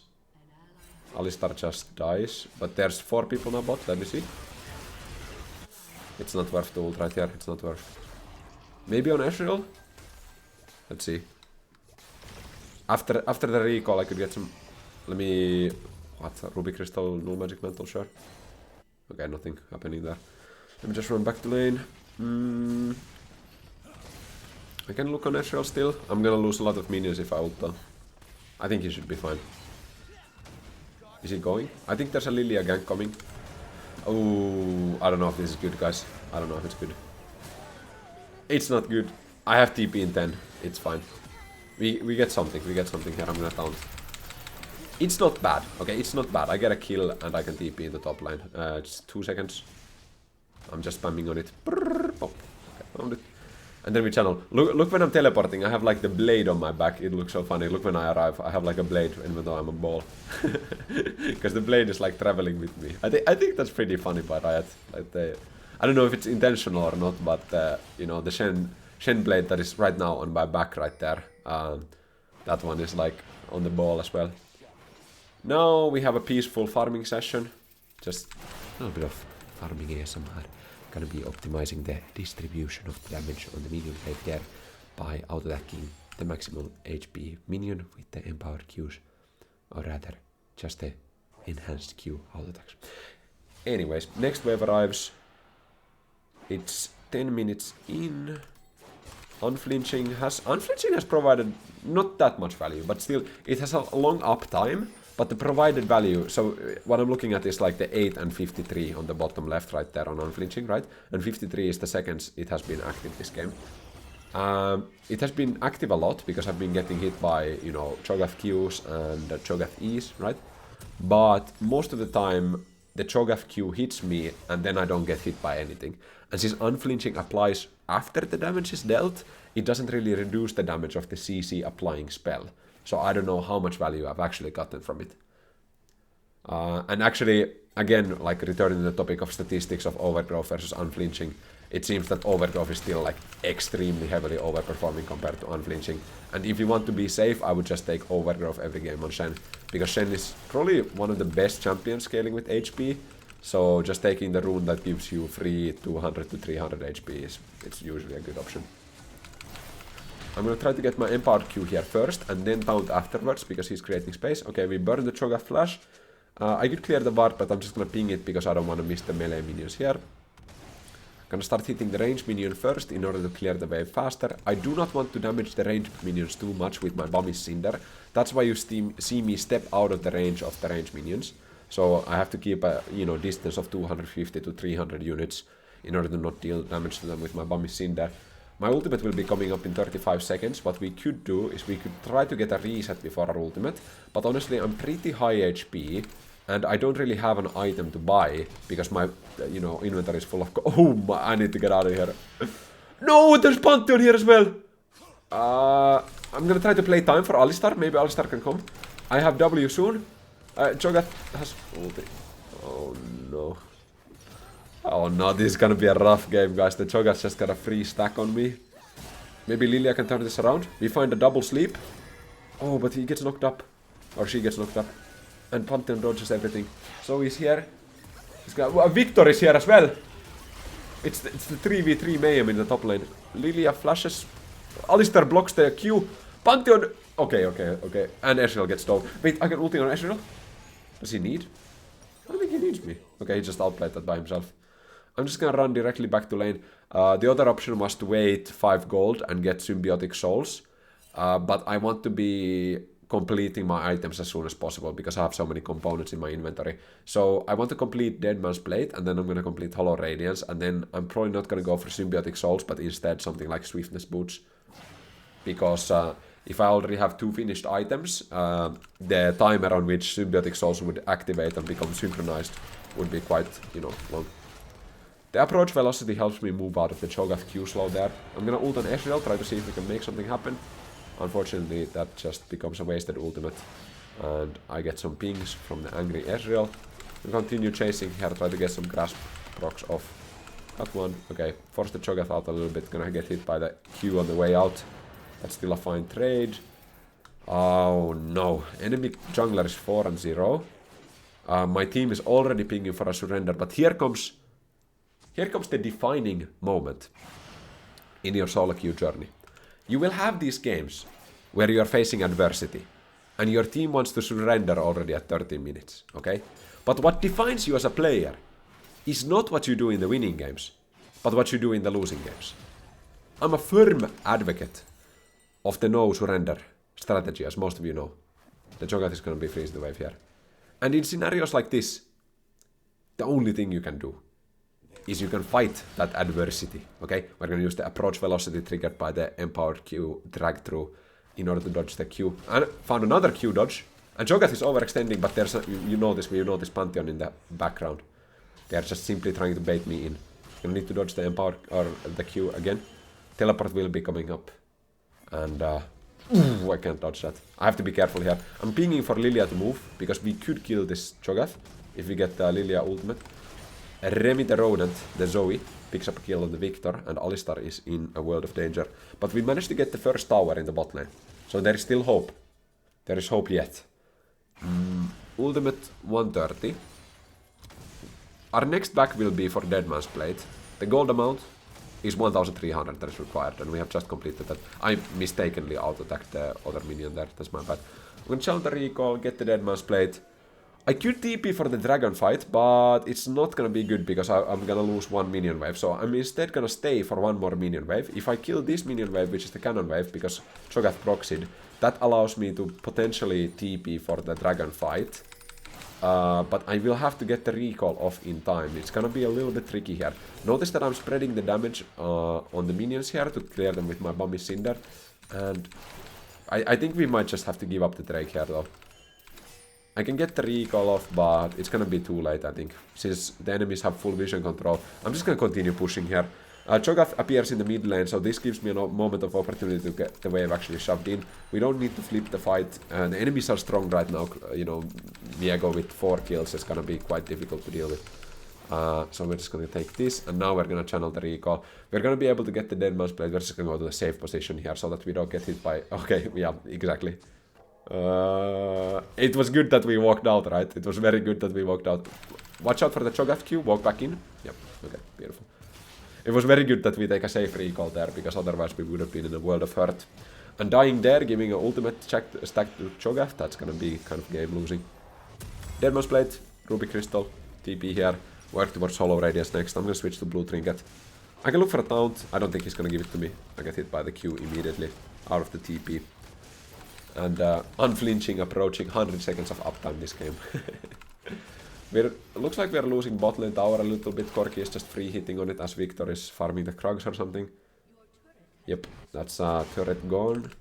One thing... Okay, we gotta start thinking... Okay, I'm gonna ult on Lilia. Oh no! Oh no! Another wasted ultimate into the surrender vote through combo. Gonna no vote on that as fast as possible, so that my team doesn't get any ideas about surrendering. Oi, oi, oi. It's... Okay, we need to start thinking about what is our win condition this game. What can I do in order to win this game? I still think I can match Cho'Gath in the side lane, but it needs to be done in a very careful manner. I think... I'm just gonna try to poke him out. Okay, there's 3 people moving for me, by the way. I see Viego and Pantheon moving towards me. I'm not gonna use my E here, because I'd rather waste Viego's time. If he wants to engage on me, then that's fine. Because if I E immediately, then Viego is obviously gonna run back, and he's gonna be more efficient with his time usage. But if I hold my E, I can make Viego believe that I'm still staying in lane a little bit, and he might have a kill opportunity. So when he appears, he might do some damage to me, but I can still E into safety, right? Like, this didn't end up happening in any way. I'm gonna W here as I get hit by the Cho'Gath Q. I need to run out now because his kill pressure is quite immense.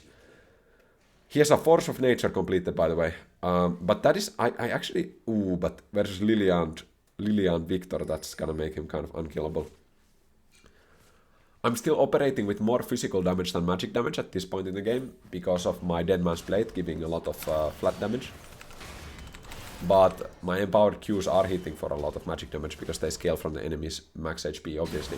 This is why previously I would consider Shen a good counter to Cho'Gath, as a tanky Cho'Gath going full resistance or full HP resistance items is okay for Shen to deal with.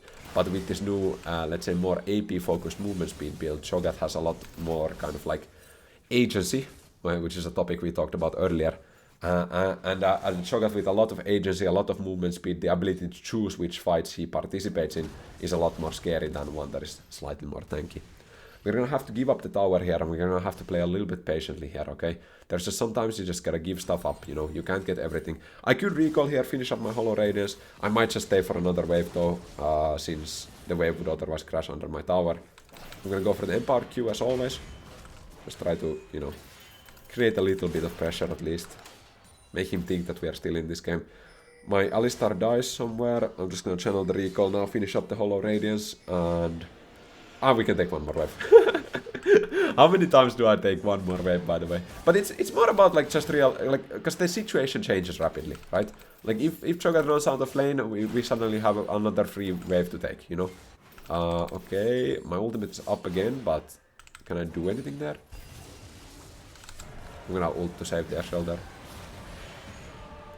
This is like, usually I don't ult just to save people. Like usually I want to have my ultimate yield some kind of results. But the problem there is that if I refuse to ult the Ezreal in that situation, that is probably gonna affect the Ezreal's mental severely. Especially since we are already in a situation where my team is kind of giving up. Okay, the minions do find me there. I'm just gonna... Ooh, I misinputted one auto attack, which caused me to lose the range minion. Ezreal, get the farm. That's good. We're gonna finish up the Hollow Radiance. We have another Ruby Crystal to purchase, potentially. And then we're gonna go in the bot lane. We're gonna need Titanic Hydra this game, I think. Because I think the way I'm gonna... Like, the way I can win this game is through side lane pressure. Okay, this is good. Viego flashes, though. It's not good. I try to kill the Lilia here. I mean the Viego. Found it. And just run out. Look, Deadman's Blade. Just run out. Just run out. Just run out. Deadman's... Wait! I got Cho'Gath as well! It's huge! I don't know how I killed him. What did he die to? Maybe a tower? Yeah, he was tanking the inhibit tower. Right? It must have been. It must have been. That's beautiful, by the way. Okay, we're so back, by the way. We're actually so back. I managed to finish up my swiftness boost, but you notice the power of the Deadman's Blade in that scenario, by the way. I managed to get the kill with the Ignite on Viego, and then I just, you know, down switch, get the Lambo V8 going, and then just Deadman's Blade 100 stacks. Okay, I'll try to defend this ward. I don't think I can do that.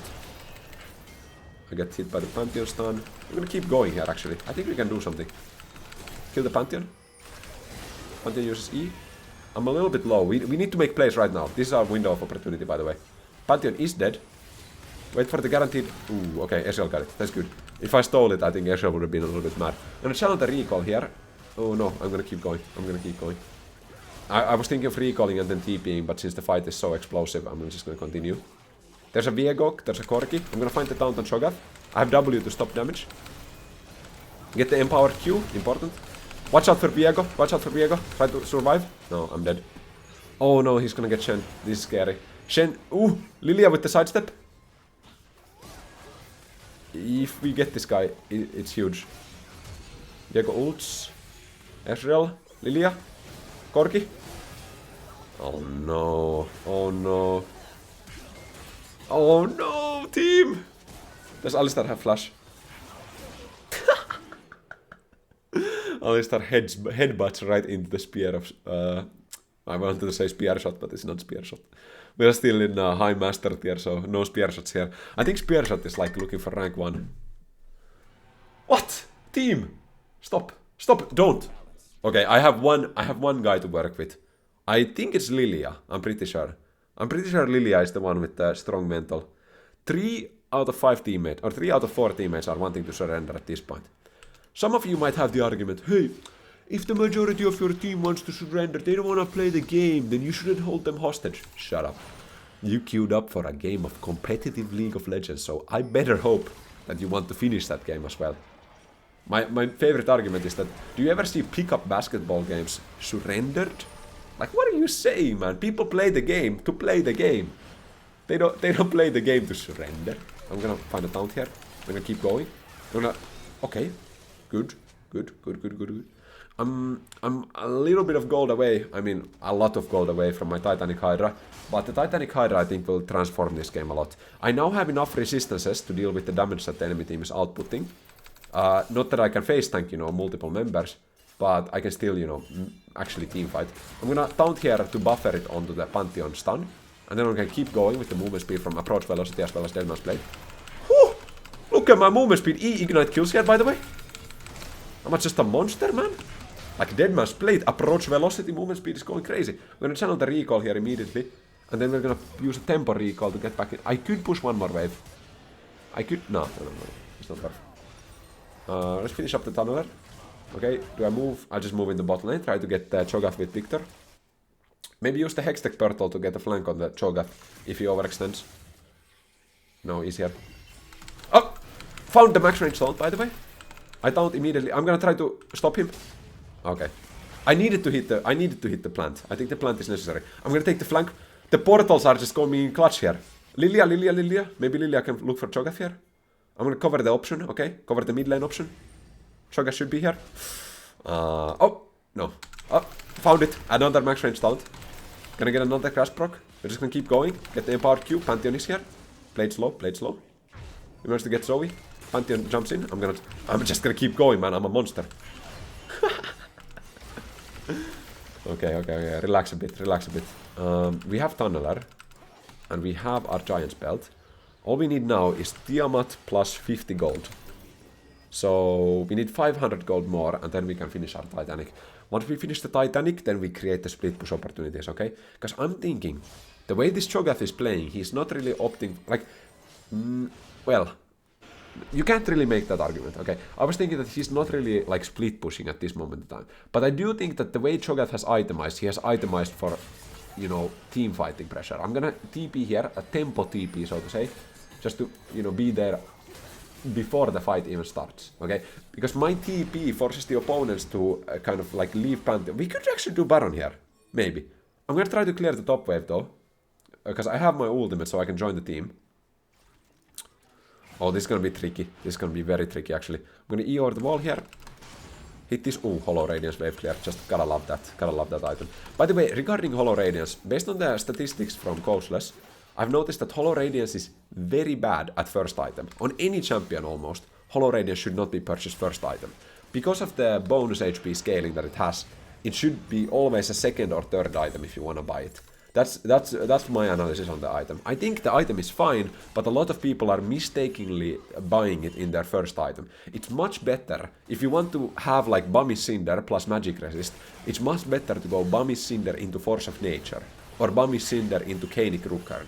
Both those options are much better than simply going a flat Hollow Radiance as your first item.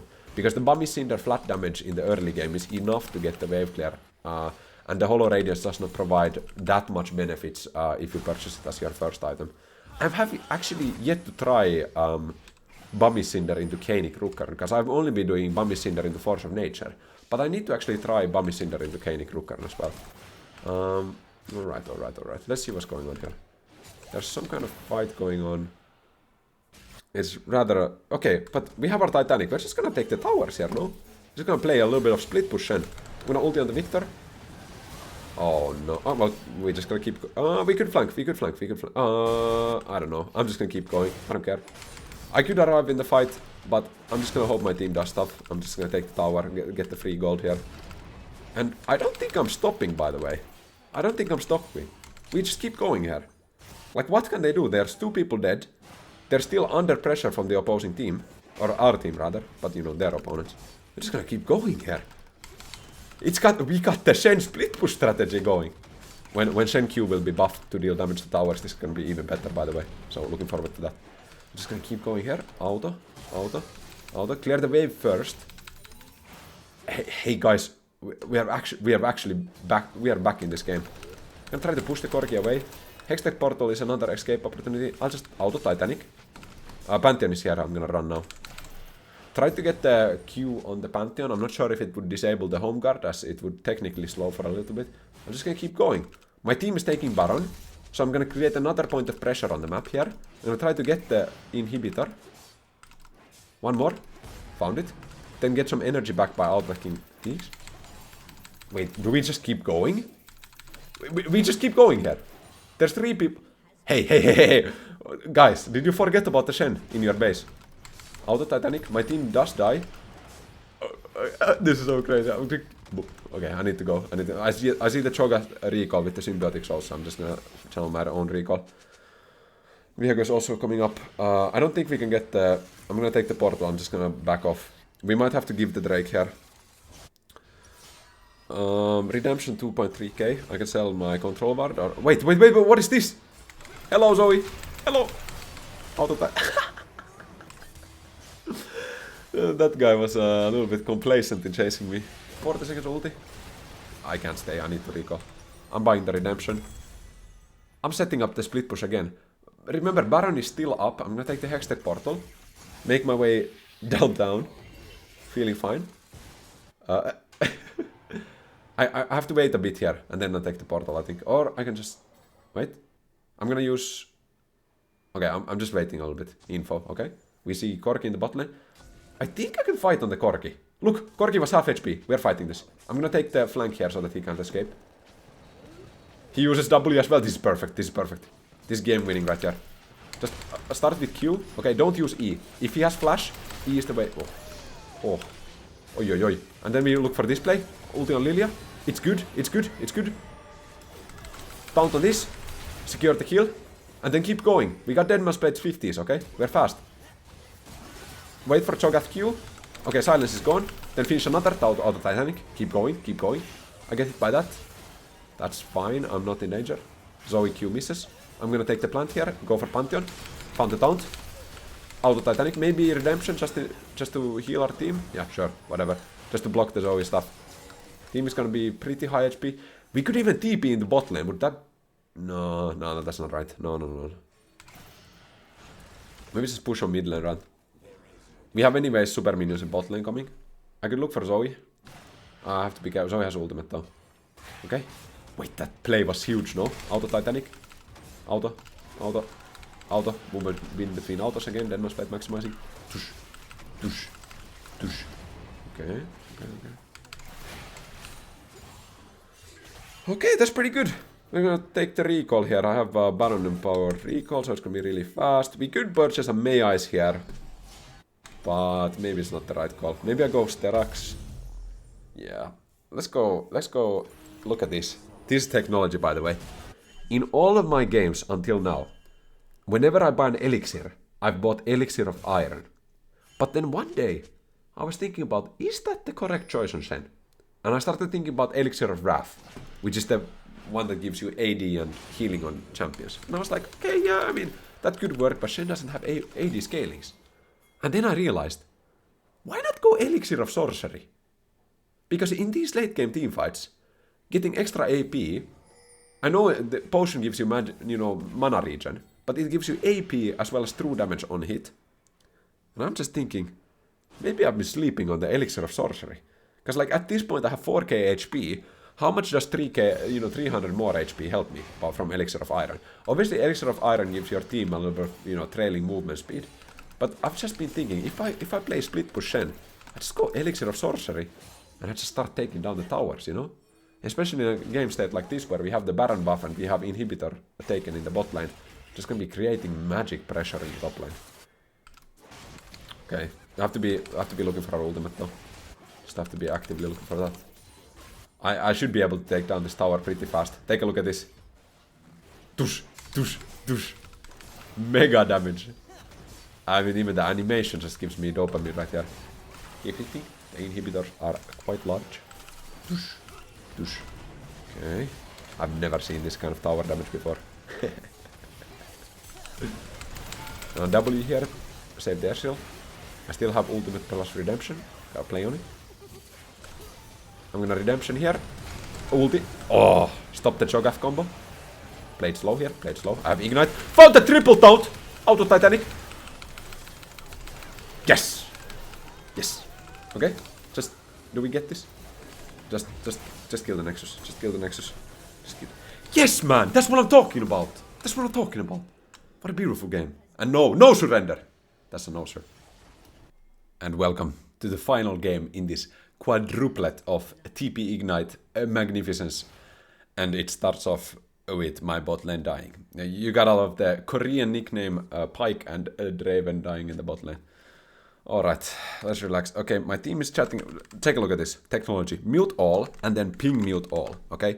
So first we mute all, which mutes all communication, including emotes chat ping. And then we ping mute all to toggle the pings back on. Okay? This is the optimal way of disabling the communication from your team. The harmful communication from your team. This still retains the opportunity for me to time enemy summoner spell cooldowns. Okay? Because I can still chat to my team, but I just can't see their messages. We're just gonna start this laning phase slowly, okay? Try to look for Empowered Q, missed it. It's a little bit unfortunate, but it is what it is. I'm still looking for I'm prioritizing damage on the Ambessa rather than damage on the wave.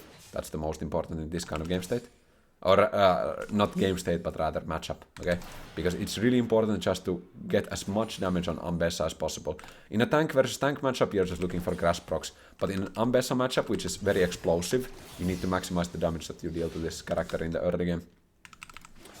We have a good priority on the wave right now, because we were prioritizing pushing Ambessa away from the wave. Because the Ambessa noticed that we are going for auto attacks on her, then she needed to back off and she cannot hit the wave. This is a kind of like maybe difficult to understand, or rather like unintuitive, that if you want to push the wave in this kind of matchup, you don't actually hit the wave, okay? Hitting the wave does not make the wave push.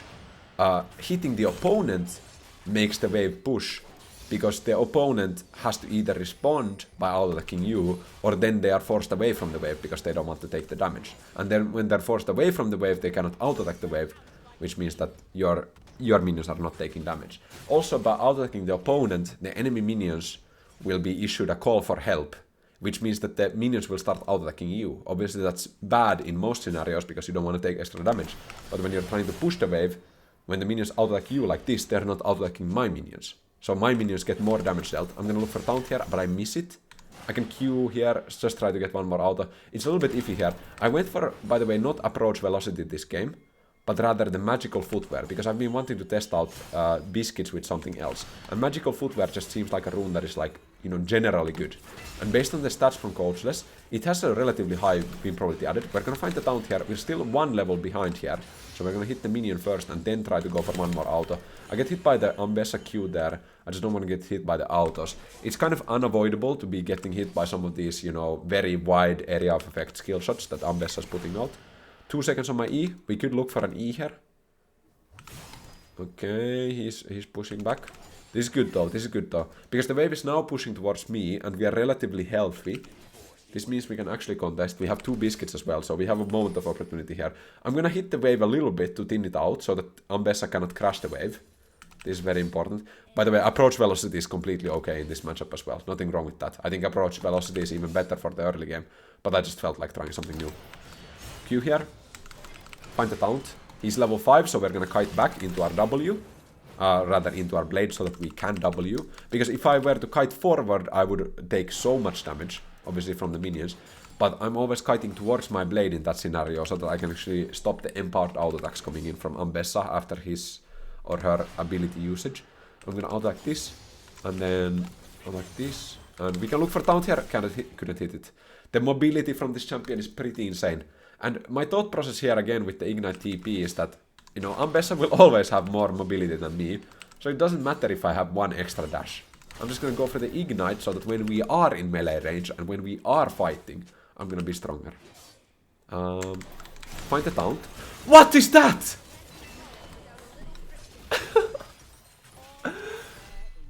Okay, I did not expect that. Okay. Let's go for boots here as well. Oh no, we can't go boots. We can't go boots, we have to go cloth armor. Because we have magical footwear. I mean, TP is super good in a scenario like this, but I didn't expect the Talia. I had no clue about that. That did not even come to me as a, you know, possibility. That was okay. I mean, well played to the Talia, right? It's super good, like lane gank angle right there. Super good. And even maybe the Ambessa like baited me on purpose there, by the way. That's well played by them. We are dealing with some aficionados in the top lane and jungle. We're gonna find the taunt here. She is level 6, so we're gonna have to back off a little bit. Obviously the ultimate doesn't hurt us in an exchange where the ultimate is not used. But the thing is that we cannot overextend because Ambessa then has the ability to, you know, keep us suppressed and kind of find the all-in that she's looking for. So we just gotta move into safety and then, you know, keep trading auto attacks while using our passive shield and W. Well, it's not the end of the world, guys. We died to a Talia lane gank, and it is what it is. This gonna happen some games. You don't listen. Just a little secret for you guys. I don't get first blood in every game. I get first blood in a lot of games. Don't get me wrong. I do get it in a lot of games, but I don't get it in every game. Sometimes you actually You're the one. The enemies have 5 kills, by the way. 5 and 0. And the Talia is back here again. I'm just gonna E. I'm gonna get suppressed. And I'm gonna walk out. Biscuit, biscuit, biscuit. I can auto-act for one more crash. That was very close to me dying again. I think... Did the Talia W miss? Or what happened there? I still have one more biscuit. I think I can stay in lane. There's a play going on in mid lane. It's not worth the ult there. It's not worth. Because I would lose this entire wave. And all I do is I save Syndra and it doesn't turn into a kill. So it's definitely not worth. Alright. 6 and 0. Enemies have a huge advantage here. My buy is a little bit awkward because I can't buy the boot. No, you know what? I don't like magical footwear. I prefer approach velocity. Because I really like buying boots in the early game. I think boots in the early game are super fun. Just gives me a little bit more options in terms of components and also it's just a good pack, right? It's just a really good pack to use that, you know, 300 gold to get some extra movement speed in the early game. So I think I'll be sticking to the approach velocity, but it's good to test. Obviously, this will feel better later, right? When I actually get the magical footwear and then I have the extra 10 movement speed, then I'm gonna be like, oh, I really like this. I'm fast all the time. Right now, I'll just go for the... Wait. The double winged moonblade technology. Let's unleash it. Because we can't buy the boots, but what we can do is we can buy 2 winged moonblades. Let me go on Pike here. Find the Taunt on Capely. Keep going here. We get hit by the Talia W. Draven is going far. I'm gonna keep hitting the Lux here. Try to save Pike. If you can do enough damage to save Pike, it would be really optimal. Oh no, that kills. I think I needed to give the kill to Draven there. But I really didn't want Lux to escape, so I just went for an auto. But my shield burst. Oh! Can I get this? I don't think I can get it. If I get Grasp. Wait, I get it. Because of the... No! It cancelled. No! It cancelled. I had it. The auto attack was there. Maybe Wukong can pick it up from them. Okay. But notice the double wing moveplate technology there, by the way. Because, like, there's no way I reach that otherwise, right? But the wing moveplate's just giving me up, making up for the fact that I didn't have boots. Now we just have to find a way to use both of these wing moveplates in our boots. In our build, rather. Syndra is dying, I think. No! Syndra goes for the play. Beautiful. She managed to pick up a solo kill on the Ambessa, which is quite huge at this moment in time. Gonna be pushing the wave out since Zed is looking for a kill. I think Syndra is just dead there. She has no way to escape, but at least I get priority on the mid wave, and then I can move back into top lane. Maybe Pike can do something? I don't think so. The Zed is on a killing spree. And now I'm just gonna rotate back into the top lane. I'm gonna take the E over the wall here, take the optimal path. There's no blasting cone though. That's fine. Because there is no blasting cone, maybe it was worth to save my E and go over this wall instead. Well, I think this is fine as well. Since we have a Zed on the opposing team, what will happen is at level 11, a secret quest will trigger. A battle of spirit and shadow. Wait, is it the battle of spirit and shadow, or is it... I think it's something like that. The battle of spirit and shadow. Which is a special quest for the Shen Zed rivalry. And the way to complete that quest is to kill Zed as Shen. And for Zed, the way to completion is by killing 2 of my allies near me. And I think this quest is super Shen favored. Because what I do every time we reach level 11 is I make sure I'm never near my teammates. Okay? Because if I'm not near my teammates, Zed cannot actually complete the quest. So what I try to do is I try to match Zed in a side lane, and then I try to solo kill Zed in a 1 versus 1 scenario. And this is completely possible because the way I build with, you know, Deadman's Plate and stuff like this, I'm actually super strong versus melee assassins. And Shen in general is good versus melee assassins. So that's one way to complete it, but we are gonna play the fight here first. Talia uses Smite. I'm just gonna begin with an E here as Talia goes into the corner, so she has no way to dodge. Talia uses the flash. I'm just gonna directly run back to my... Okay, Wukong does engage. Picks up a kill. Maybe I should have stayed in that fight, I don't know. Talia doesn't have a flash though. Oh no, I'm regretting my choice of leaving, by the way. I thought the situation was over. I think I thought I was being efficient by moving directly away. I'll try to push the wave here. I think it's still fine, you know, I think it's still fine. We get the wave shoved in. Just just create a recall opportunity for ourselves. Yeah, I mean, I think I just... Wait, I can maybe... Because the Talia might greed here. It's a bit scary. We're gonna wait for the E, sidestep the W. This way we stop the Talia from taking the Rift Herald. Or, no, the Void Crabs. I always say Rift Herald, but it's like, when I say Rift Herald and it's before, you know, what, 15 minutes, just take it as equivalent for Void Crabs. I'm just thinking a little bit about our itemization. Have we made a mistake going for the double winged moonplate? Because now I really can't complete an item here. I can buy... I can complete my boots, and I can buy a ruby crystal, but it's still a little bit awkward. I think I'll just stay in lane enough to finish my Deadman's Plate. I think that will be my move. And then the other winged moonplate can be completed into a Force of Nature. I think that's a vibe. Oh, there's a play on Draven actually. He's fine. Okay. We'll try to clear the minions here. Okay. Draven gets a kill on the ultimate. That's super good. Ambessa is still here. I still have one more biscuit. Biscuits get stronger as the game goes on, because they heal from missing HP. If you keep this biscuit in your inventory, it's just gonna be like a super big... Oh, I'll just stay. I'll just stay. Oh, I get... Oh, wait, we can kill her. Maybe. Maybe. If she overextends. If I get a taunt under tower, she's dead. But... Found it. Not under tower, but still good. Okay, that guy has insane healing. Or shielding, rather. I got another... I'm gonna bait him. Bait him. Oh, look at the spacing. Look at the spacing. E out. Oh, yes! Shut down. Beautiful. Recall immediately. Let Draven take the wave. And we can finish up our Deadman's Plate. We are so back, guys. We are so back. Okay. Deadman's Plate completed. I can go boots. I can go ruby crystal. No, let's go boots. Look, Battle of Spirit and Shadow. There it is. There it is. And now, look what we do. We match Zed in the side lane. This is the plan, guys. Because we want to get that quest reward. And I didn't mention the quest reward, but for Zed, it's, I think, increased passive damage. And for Shen, it is increased passive shielding. Okay? So, it's just a nice thing to get.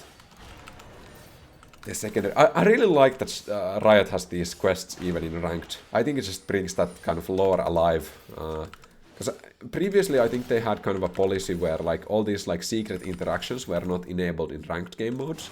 But honestly... I think it's pretty fun. You know, it's not a big deal, and I think it creates kind of like interesting champion dynamics where you have this lore like affect the gameplay in a sense. Same with Rengar Kha'Zix. And Jhin has some interaction with... I don't remember who. I don't remember who it is. But anyways. Let's lock back in. So we went for the symbiotic souls here. My bet is that this game is gonna go pretty late game. So, even though we are purchasing symbiotic souls pretty late into the game, the actual benefit of the boots is the empowered recall. I don't care that much about the out of combat movement speed. Okay, that's just an extra. The empowered recall is what we are really looking for. And since the game is, in my mind, gonna go pretty late game, I think it's completely fine to pick up like a late symbiotic souls here.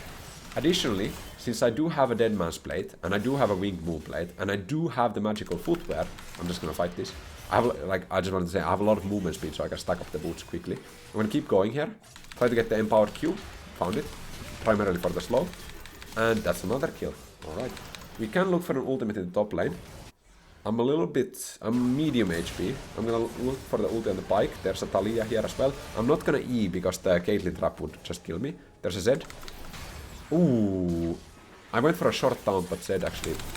Uh-oh, if Draven dies...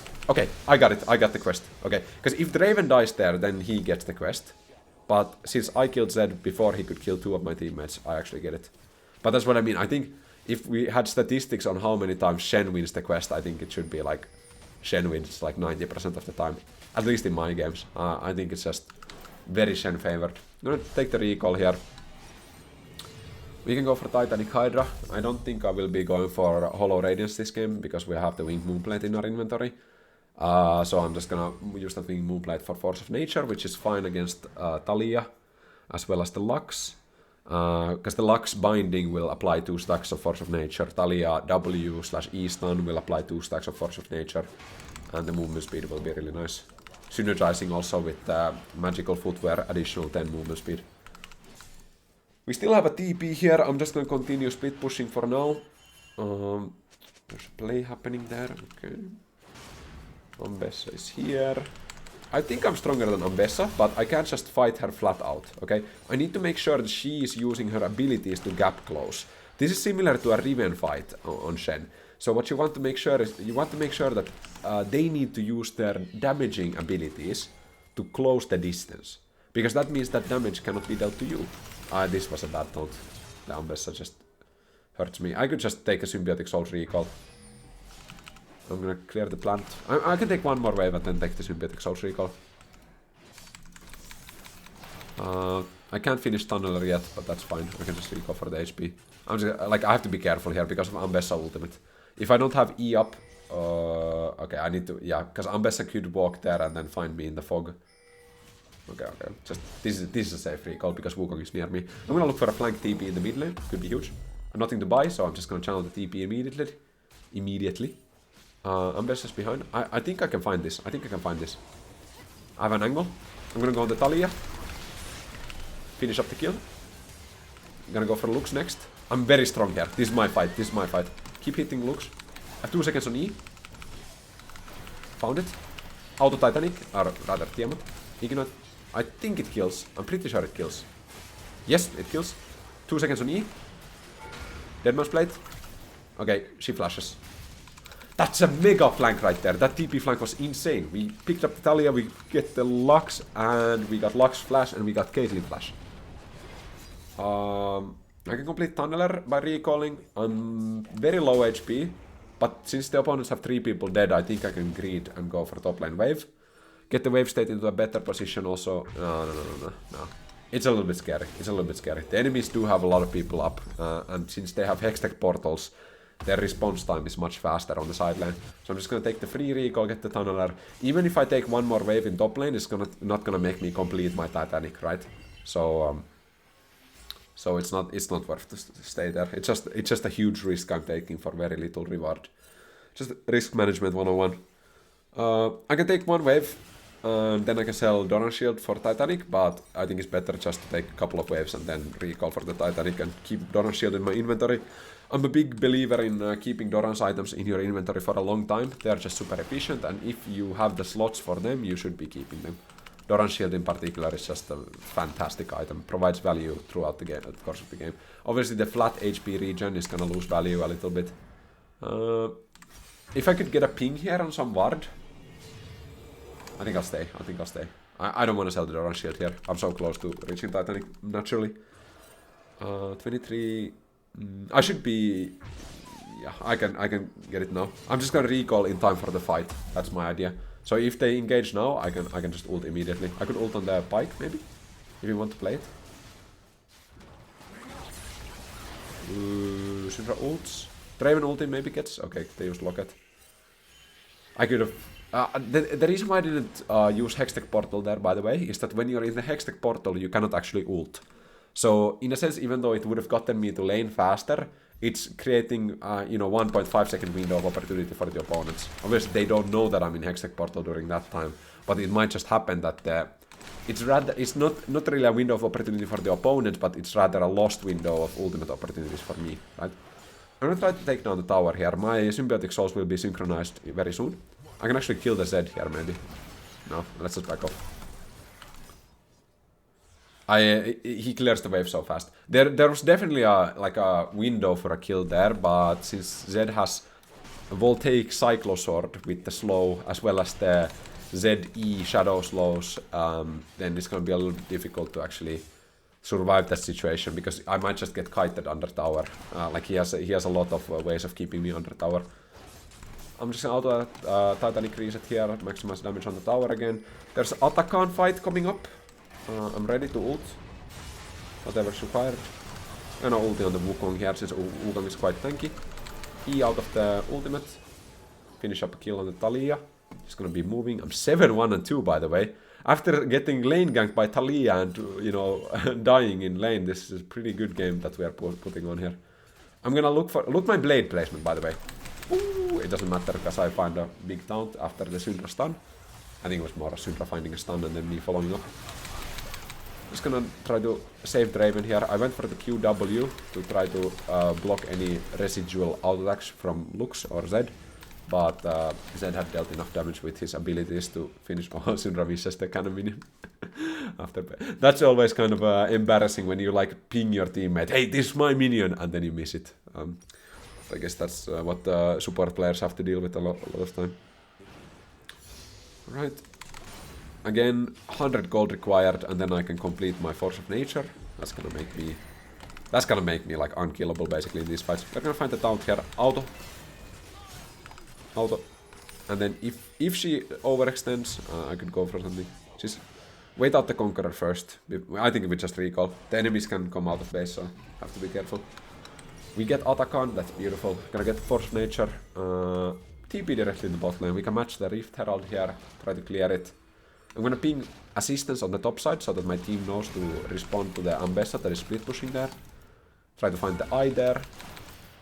Zed is here, it's fine. I can clear the Rift Herald later. Maybe I can use my Titanic Splash to kill it. If I auto-attack on the minions, I can just kill it. Man. Plus 25 gold, it's very good. I don't have the Hollow Radiance wave clear, but Titanic is plenty. I think maybe I should try more, like a build without Hollow, like just the Deadman's Blade and Titanic directly. I think this build kinda rocks actually. Like maybe just keep the Hollow Radiance altogether. Hop. But actually, that's giving me ideas right now. Maybe we just keep the Hollow Radiance actually. Just go directly Titanic. It's not a bad idea. It's a little bit of a quiet moment here. Wukong is looking for some kind of flank. I don't want to get hit by the Lux E or the Caitlyn Snare. I want to push one more wave here, create some threats. Team is moving. I don't have my ultimate yet, but I can look for a flank. If I push the wave, I can flank from the opposite side of the wall, but I have to be careful. Okay, we get Binding on Lux. We're just gonna play it very carefully. Remember, they have a lot of CC and lockdown. Find a taunt. I think it's Caitlyn. Yeah. I have ulti on Wukong. Wukong! Wukong! Auto Titanic. I have E here to kill the Lux. Okay, man. I'm legendary. Syndra ulti kills. No, it doesn't kill. Ambessa is alive. Zed is also alive. Wait, they got Drake? Zed was killing Drake this time. I think Zed killed Draven in the backline and then just took the Drake. Maybe I find someone here? Oh, look at my movement speed. I find the taunt. Auto Titanic. Auto. Ooh, Zed is alive. 3 seconds E. I can get it. Auto. E. Auto Titanic. Maybe Syndra can get it. No. Both guys escape. Okay, it is what it is. Just gonna channel the recall immediately. What do we buy here? We could go Redemption. It's not bad. Sell this now for Forbidden Idol. Is Forbidden Idol stronger than Doran's Shield? That's a good question actually. Let me think about it a little bit. Because we have passive shield. We have ultimate. Maybe Doran's Shield is stronger than Forbidden Idol actually. Maybe it's not worth to sell Doran's Shield there for Forbidden Idol. Obviously I don't get the mana regen benefit. So all I'm getting is a little bit of extra shielding. But the HP from Doran's Shield is also giving me extra shielding. And it's also giving me extra damage. Yeah, I would have to actually calculate that. Like what is it worth? I have enough gold now to finish Redemption already. I'm 2 levels up on the Ambessa so I can fight this. I got my Q slow. I don't want to overextend. My team is doing Baron. So what I need to do is I need to clear the waves here. Try to create again a threat on the side lane. It's just like, in a certain sense, climbing is easy. In a certain sense. You need to play to your character strengths. And you need to find a way to win the game. But that's like, you know. Oh no shit, Sherlock, you know. You just play to win. Ah, I didn't realize that earlier. Thanks, xPetu. +5 and LP. Let me E here. Oh, oi. Oh yeah, we are putting on quite the show on the Ambessa here. I'm gonna take the recall now. Finish up the redemption. I don't have quite enough for a tunneler. Let's go Warner's Mail. Actually, well, the Caitlyn has crit. Actually, the Zed has a little bit of crit as well. So Randuin is not bad here. Alternatively, we can also go for Frozen Heart. I haven't built Frozen Heart in a while. I generally feel like after it was nerfed in previous years, it hasn't been that OP, but I think the item is still very valuable in some games. It's just like, I think it should maybe be purchased on mana champions. But the mana is a little bit fake. Like, even most mana champions, they don't get that much value from purchasing, like, flat mana. But some champions do. I'm just gonna keep the split push up. I have my ultimate, I have TP, I have everything. I have redemption, I have all the tools. Okay, just gonna keep split pushing here. The Ambessa cannot fight me. I'm 4 levels up. Yeah. Flowers are balanced, by the way. I got another empowered Q here. I'm gonna get the taunt off. I have Q. I have ignite. I just gotta... One more. Q. Ooh. I have a redemption still to heal myself. Maybe I'll rather use it for my team in the mid lane. It's just crazy, man. Like, I mean, I think this is Shen's season. I think this is Shen's season, to be honest. When we are gonna get the tower damage Q buffs, oh man, we eating good. Okay, hit. It's a perfect time. I think Shen stocks will be going up, so it's a perfect time to invest right now. But you've already invested 2 hours, so you're on the winning side, I think. My team is going for bot lane tower. I think this is correct. Just take the freebies, use Baron buff, take everything we can, and that's. Ooh, I'm not gonna say anything. I don't want to say it's a freebie because then my team maybe has a chance to eat. I can now take the recall, get Randuin's Omen. I think that's the buy. Ooh, Ambessa ultimate.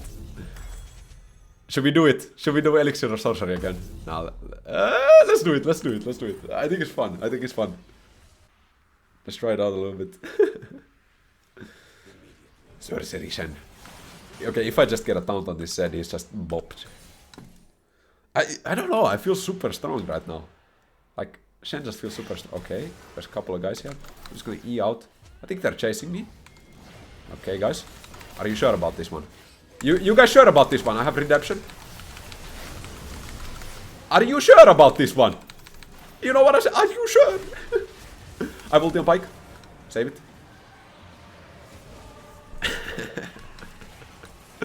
I don't think the opponents realized what they were getting into. Hey, guys, they surrendered. Thank you very much for watching. I appreciate you so much. And I'll see you in the next video.